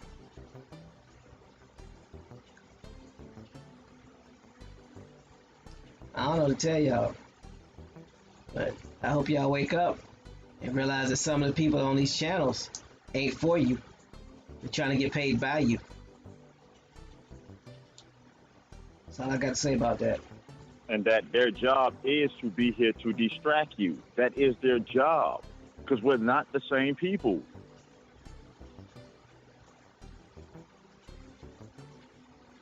Well, I ask again, find your people. Find your people. And not only find them, once you find them and you find out your part in this story, in our story, you fix the wrongs. Yeah, I mean, again, we all make mistakes. Nobody's perfect. We all have things in our past that we need to correct, and we're working on correcting to this day. The problem is, or the challenge is for many of us, that instead of fixing the problem, we're too busy focusing on somebody else's problems and not our own.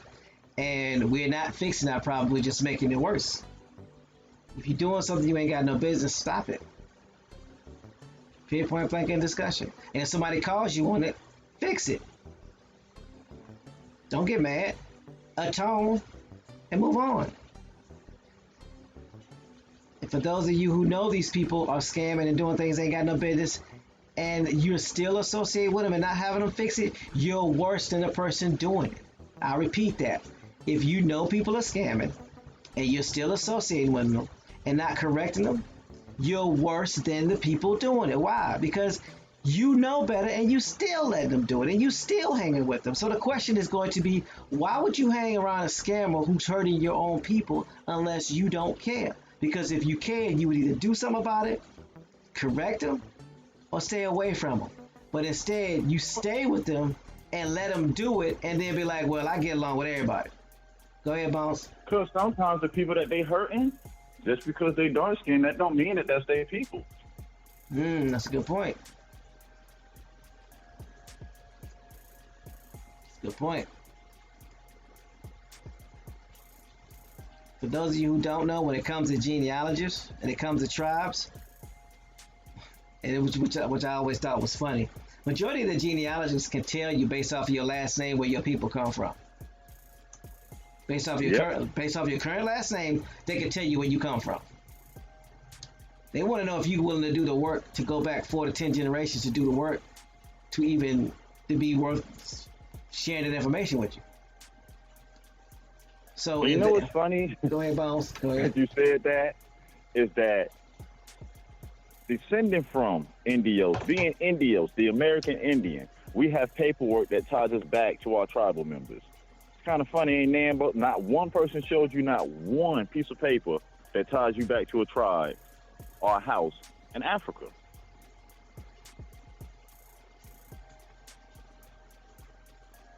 It just amazes me on that. And it's not banging on Africa or nothing like that. It's just weird that people who can have paperwork that ties them back to this land are showing self-hate, but there's no paperwork that ties them to the land that you try to put everybody in. This same out of Africa theory, but the only people that seem to come out of Africa now is us.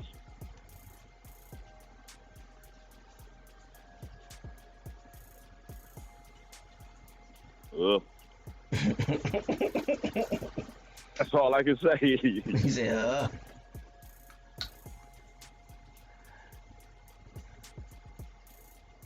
So then it goes on to read in this paper, this digitized form of information on Wikipedia. It says, as part of the so-called Banana Wars, yeah, I already read that. It says, for instance, in 1917, the Cayamel Fruit Company extended its rail lines into disputed Guatemalan territories. Okay. Let's take this to the streets. Why would you take your company into a disputed territory? Meaning it's a territory where they don't want you, but you're going to go there anyway, unless you knew you had the backing of a strong enough military force that can force them to take you. You got the biggest gang on the planet with your back, U.S. military. They built the railroad through these people's territory. Oh yeah, we need to protect the railroad. So what that we burnt these people's village down to build the railroad, but we need to protect it now.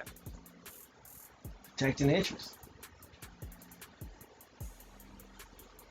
In 1919, exactly. In 1919, it became obvious that Francisco Bertrand would refuse to allow an open election to choose his successor. He refused to allow an open election to choose his successor. What does that tell you? This course of action was opposed by the United States and had little popular support in Honduras, even though they just put leaders in place. Pot calling the kettle. The local military commander and governor of Tegucigalpa, General Rafael Lopez Gutierrez, took the lead in organizing PLH opposition to Bertrand. Lopez Gutierrez also solicited support from the liberal government of Guatemala and even from the conservative regime of Nicaragua. Bertrand in turn sought support from El Salvador. So he's looking for support from Guatemala, Nicaragua, and El Salvador.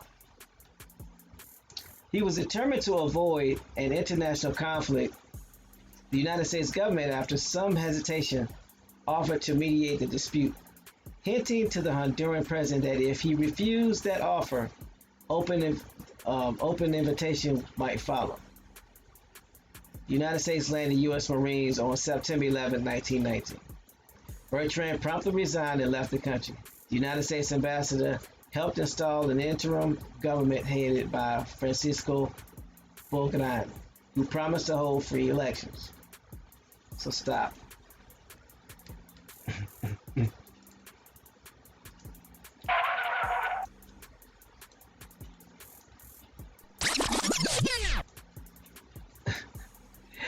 It says the United States landed U.S. Marines on September 11th. Bertrand promptly resigned and left the country. September 1, man. September what? September 11th. Another 9/11. Mm-hmm. So many things happened on that date in history. Mm-hmm. I think we fell for the greatest movie ever created. We have. Fictional at that. Yeah, we still are. So he resigned and left the country. The United States ambassador helped install an interim government headed by Francisco Belgrano. So who installed the government again? The United States ambassador helped install the interim government. Oh, okay. Who promised So who government is it? United so States who government is it really? It's the United States government.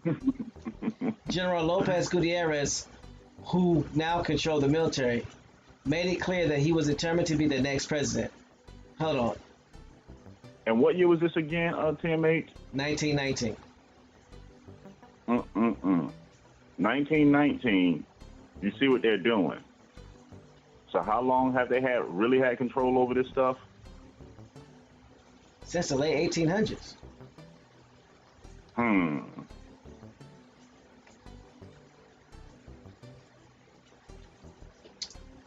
So after considerable negotiation, some confusion, a formula was worked out under which elections were held.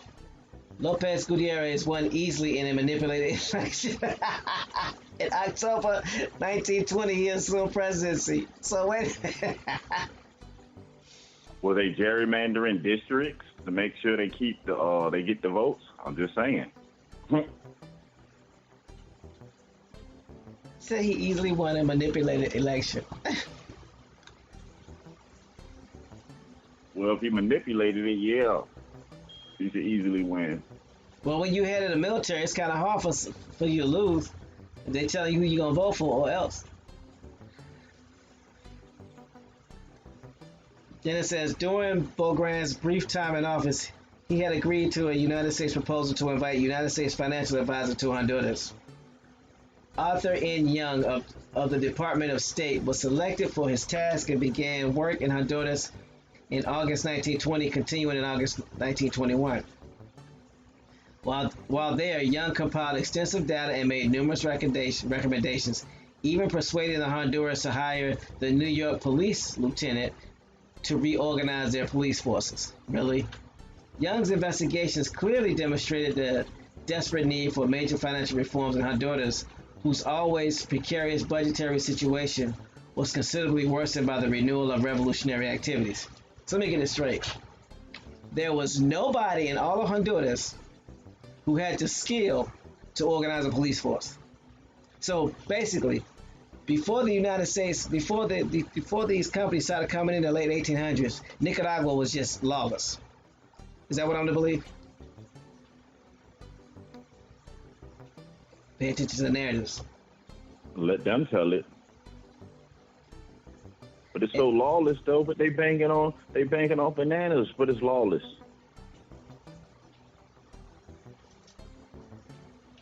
So in 1919, for example, the military has spent more than double the amount budgeted for them, accounting for over 57% of all federal expenditures. Young's recommendations were reducing the military budget, however, found little favor with new Lopez Gutierrez administration, and the government's financial condition remained a major problem. Yeah, because they switched all that money to federal expenditures that was going to pay some of these people that actually weren't even from Honduras. So think about it. Go ahead. Where does the federal government get their money from? Who pays the federal government bills? Taxpayers. Now, this is 1919, 1920. The military is in South America spending double to triple their budget. Don't right around the corner the Depression happen? Mm-hmm. Oh, okay. Creating that debt, putting everybody in debt. You put the citizens in debt by having to send the military over to these places where you created problems. You put the land that you went in debt by charging them for rebuilding it and protecting their infrastructure. So at the same time, you're putting two populations that's not dealing with each other under debt. At colonization at this time, because it's still colonization, they're colonizing, but we're just paying for it. To this day, when the U.S. military invades another country, we pay for that. We are financing colonization. Sad.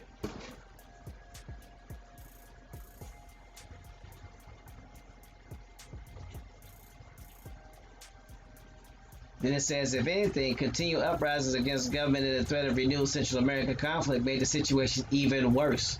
So you brought in a financial person from New York, and he made the situation worse.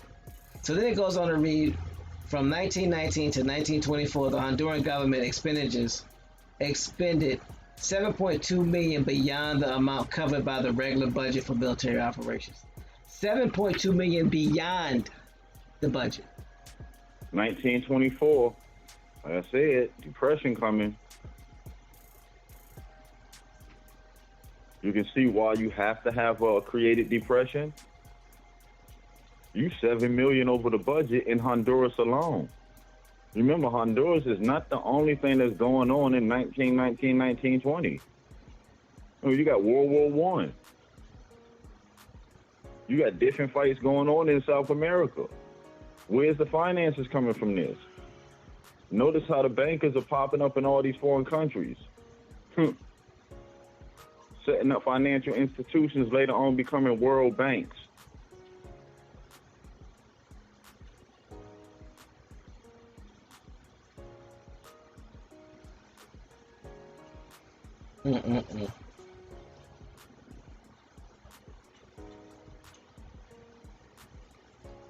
So now we're talking about coups.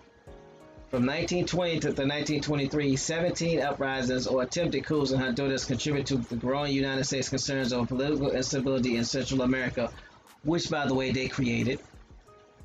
August 1922, the president of Honduras, Nicaragua, and El Salvador met on the USS Tacoma in the Gulf of Fonseca, under the watchful eye of the United States ambassadors to their nations. The presidents pledged to prevent their territories from being used to promote revolutions against their neighbors, and issue a call for general meeting of Central American states in Washington at the end of the year. The Washington Conference concluded, in February with the adoption of the General Treaty of Peace and Amity in 1923, which had 11 supplemental conventions. The treaty, in many ways, followed the provisions of the 1907 treaty. The Central American Court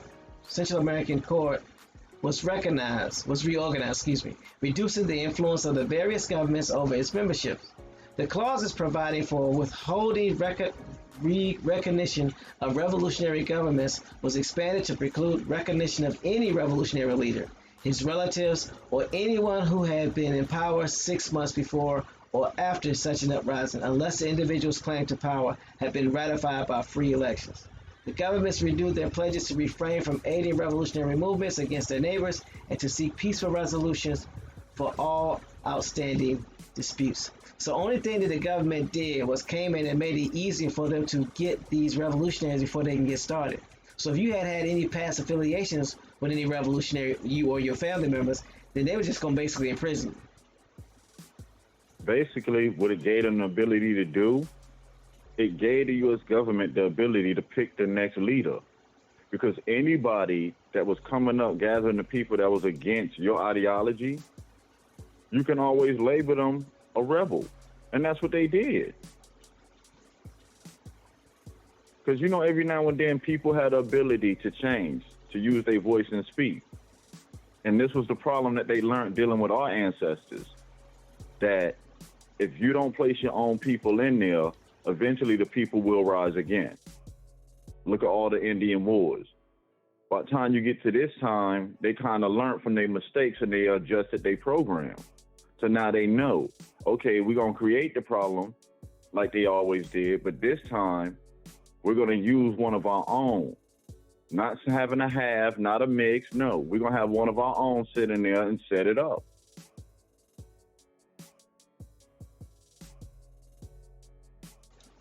Kind of funny they call all these people dictators, but they're responsible for them coming into power.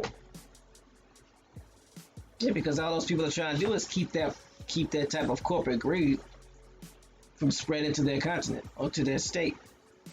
Same way the Indians are trying to do it from in the States. Go ahead. And what happens in a lot of these dictatorships in that area? These countries are ran to the point to where the resources are given to foreign companies. That the people of the land don't benefit from the resources from the land. Nope. When you look at these dictatorships, it's the dictator family and whatever companies and governments, outside governments, they make deals with. Think about it. These countries are so much of a dictatorship, but there's American companies there still. So how bad is this dictator again? Country ran by a dictatorship, but Coca-Cola there. Huh? That don't like nobody like, hold on now, time out. It's the same thing that they did here. It's about removing the people from the land. And they don't physically have to remove you. First, they do it on paper. Then after on paper, they start doing it in books and literature. Then they start giving you suggestions. Then after 100 years, they don't have to say anything anymore. You carry it on yourself. Ain't nothing new about our story came out since the first 100 years the Germans told us our story. And I'm going to say it again. Ain't nothing new came out about our story in 100 years since the Germans gave it to us.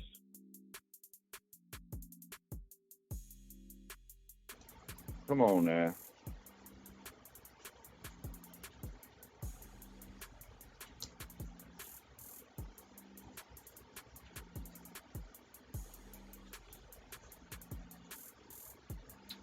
End of the day, gotta learn who you are, so no one can tell you who you're not. And once you know who you are, you know who everybody else is. And then once everybody know you know, they'll leave you alone. Things will fall in line, things will fall in place. And I'm not talking about some old magic fairy dust type of stuff. When you know who you are, you act different, you behave different, You do different things. You stop associating with certain people because you know better. Like that cliche goes, when you know better, you do better. And when you know who you are and you know who everyone else is, you know who to hang with and you know who to avoid. That's probably the most important part about knowing who you are. Because if you know there are inherently some tribes or some clans or some houses who have never had your best interests at heart, then you know to leave them alone. But if you don't know that, you could be associating with them right now, telling them your every plan, and they're undermining you, and you would never know. And because they look like you, you think there's got to be some other reason why your plans aren't coming together. So, something to think about.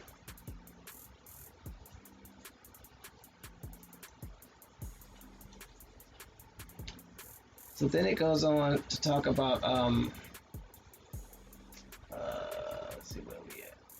The governments renewed their pledges to refrain from aiding revolutionary movements against their neighbors and to seek peaceful resolutions for all outstanding disputes.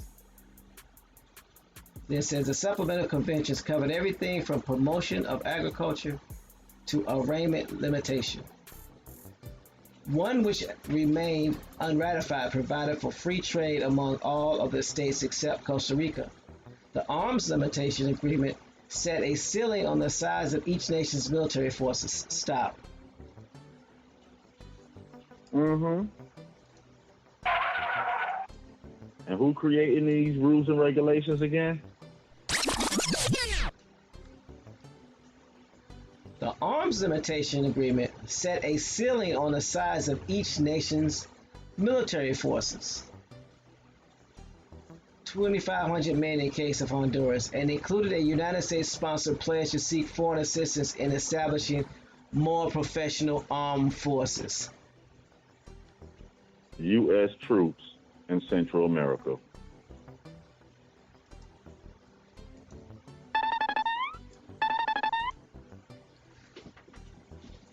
That means 1920s, right? 1920s, 1930s we in right now, right? yeah. So that means if you're bringing in a foreign military power, you not only have to pay them, you have to house them and make provisions for them because they don't speak your language. Now you got to give up more lands because now you're putting a base. You're putting a base on your property. Hold up, before you go further, ain't a base the equivalent to a fort? Yeah. I'm saying though, a place to store weapons and food and supplies.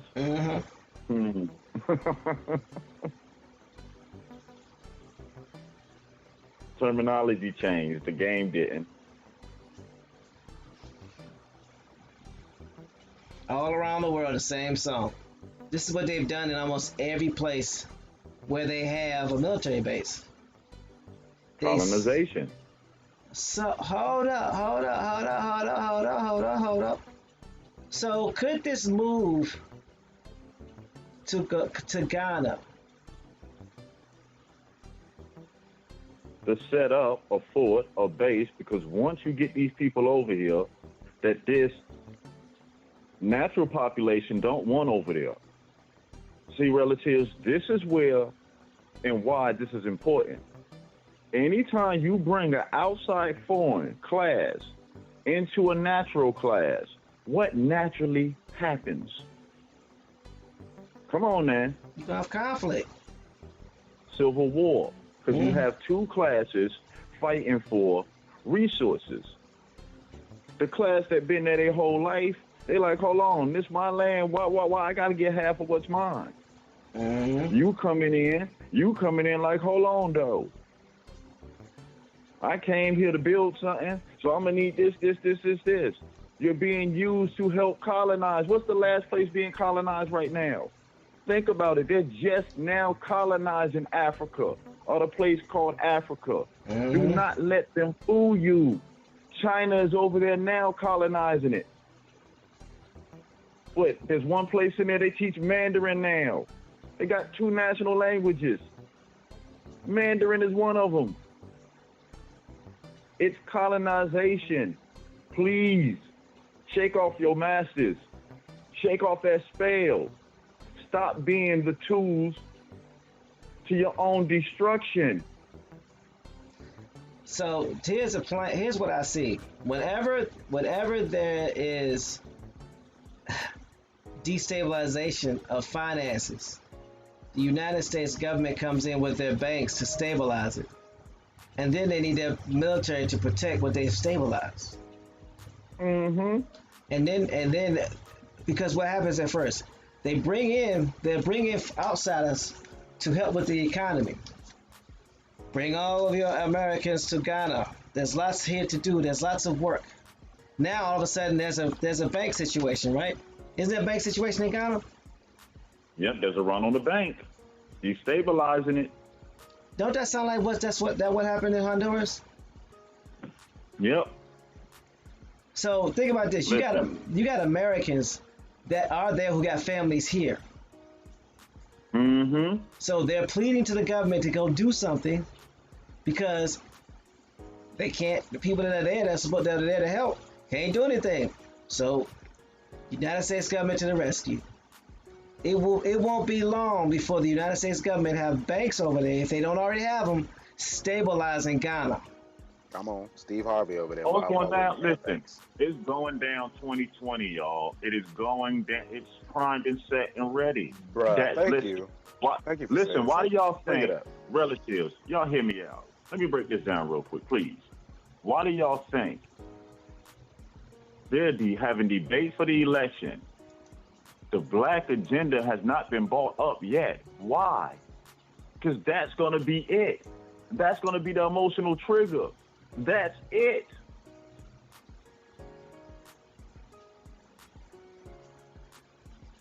They talking about impeachment and all that. They setting you up for the okie doke, relatives. Big facts. Come on. They setting you up for the okie doke. TMA just laid it out for you right now. Think about it. There's close to 5,000 U.S. born over there now. Once the Civil War and the fighting break out, what happens next? Some U.S. citizens. Matter of fact, didn't it go down in Iraq a couple of years ago the same way? Come on. Ain't U.S. companies over there building the electrical grids, they water system? These people used to have free electricity, free water, now they pay for it. They're trying to be first world, I guess. Every place that this military go, they never leave. It's colonization. They come in, they teach the indigenous inhabitants how to run this, how to run that. Think about what they do. They pick the ones out that they know that they can assimilate. The ones that they know that they can use against their own people. They teach them. They leave them behind and keep teaching the people that look like them. So their hands are technically clean, because the best way to teach somebody is how? With somebody who looks like them. Let's stop falling for the banana in the tailpipe. We got a voice. If something ain't right, it's time to speak up, fam.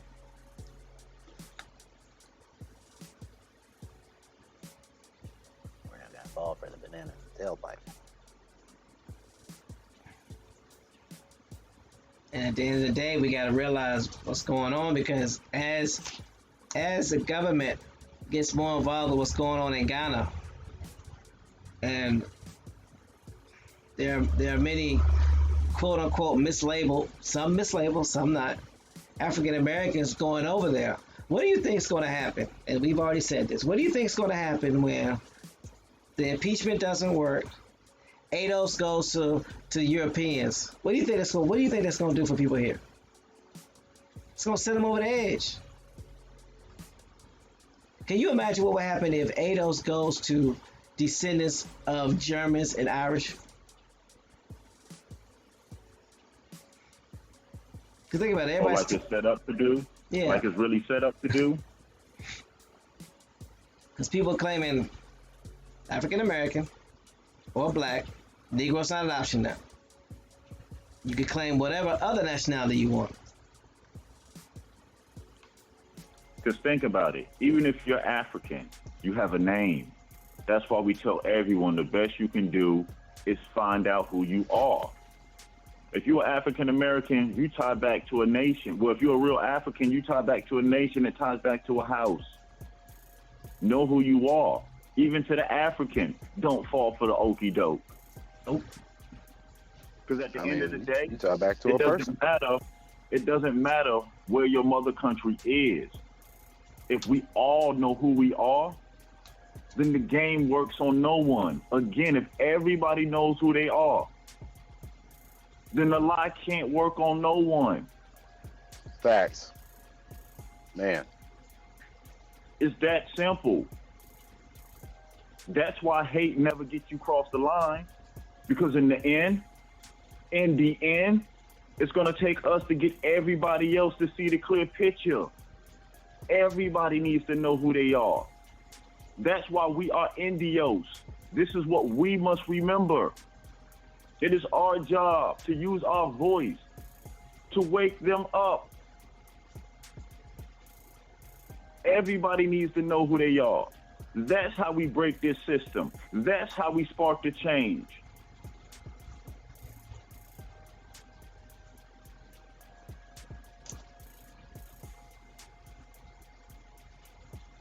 Again, pay attention to what's going on. Emotions. We are people driven by emotions. There's nothing more powerful than us ignited by emotions. It ain't gonna be nothing for people to just want to leave and go to Ghana if ADOS doesn't work and 45 gets reelected. Not only does impeachment not work, but he gets reelected. Can you imagine how people are gonna feel?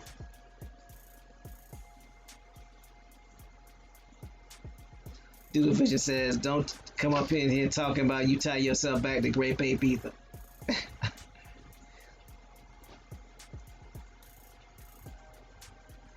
Gotta pay attention to what's going on. That's why I say get out here into the communities and start talking to people. So you'll know who's who and what's what, who's doing what, and how everything's being affected in your community. There are some prisoners that are actually being taken out and exiled, I guess, for lack of a better term.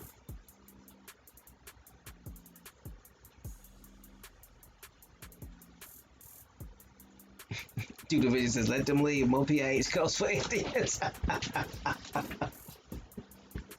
And that's kind of funny. These same people tell you that you're trying to steal somebody's identity. Don't know that one of their same icons and heroes marched for the PIH codes. That's sad. They'll raise this man up to the high, requote his speeches, misuse his words, but don't even know what he stood and fought for at the end of the day. Don't know what policies got signed into law. That's sad. But you hold him up like he's your icon.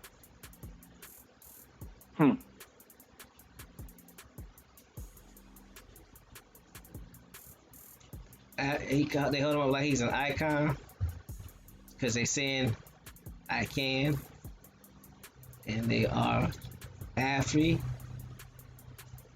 can. I'm just saying. Don't fall for the Afrikaan. I'm just saying, don't fall for it.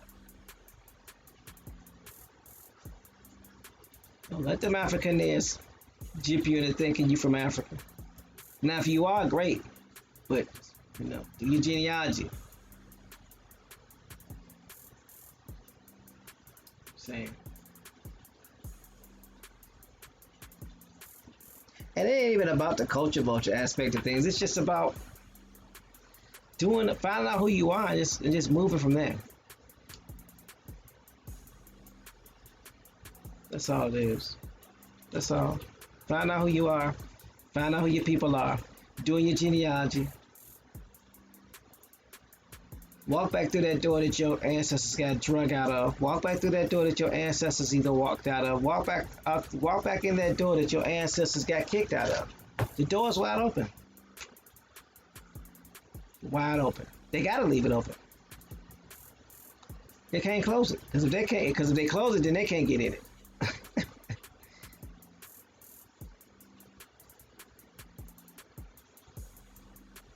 Godemon says I can't do labels no more. Call me what I am. Believe it or not, Godemon, that's one of the most powerful statements today.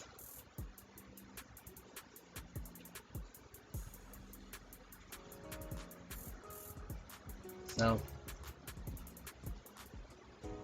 And think about it, our ancestors fought and died not to wear labels.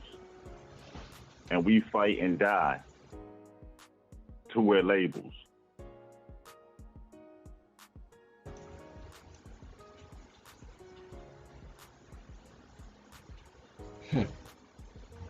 wow. Steve. So,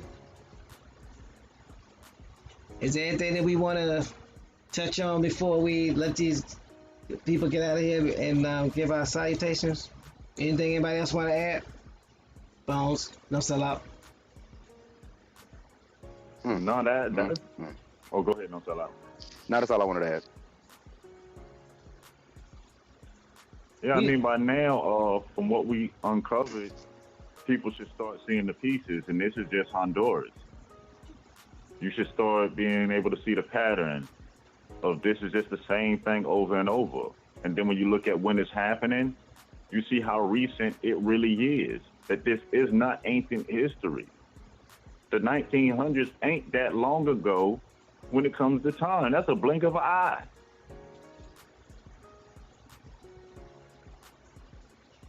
I mean, that's where some people pull sources from right now to back up what they claim. 1800s.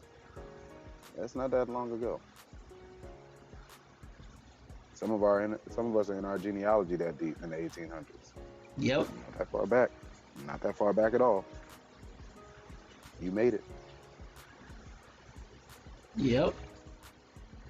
So, all right. No sellout. Go ahead and give the people some good words, or some funny words, or some no sellout words, or whatever words you want to give them before we let them up out of here. He said, "Don't call you out. Don't call you out. No, I said, don't sell me out. Don't sell you out." Grand Rising Peace to everybody. Appreciate everybody for coming out on the Friday. All right. If I haven't gotten an email, Bones, from anybody. I mean, I'm not gonna stop posting that y'all can email us and contact us. I know Pamela Hall does contact us a lot. A few of y'all do definitely contact us. But for people that have things to say, opposite of what we are, researching and reading aloud amongst the people, peace to the chat. Just email us. I mean, like Bones said, the number is always at the top of the screen. Is it still at the top of the screen when we have our slideshow? Yeah. Yeah, it's at the top of the screen. Yeah, it's I'm looking at it right now. It's right there. Yeah. Yeah.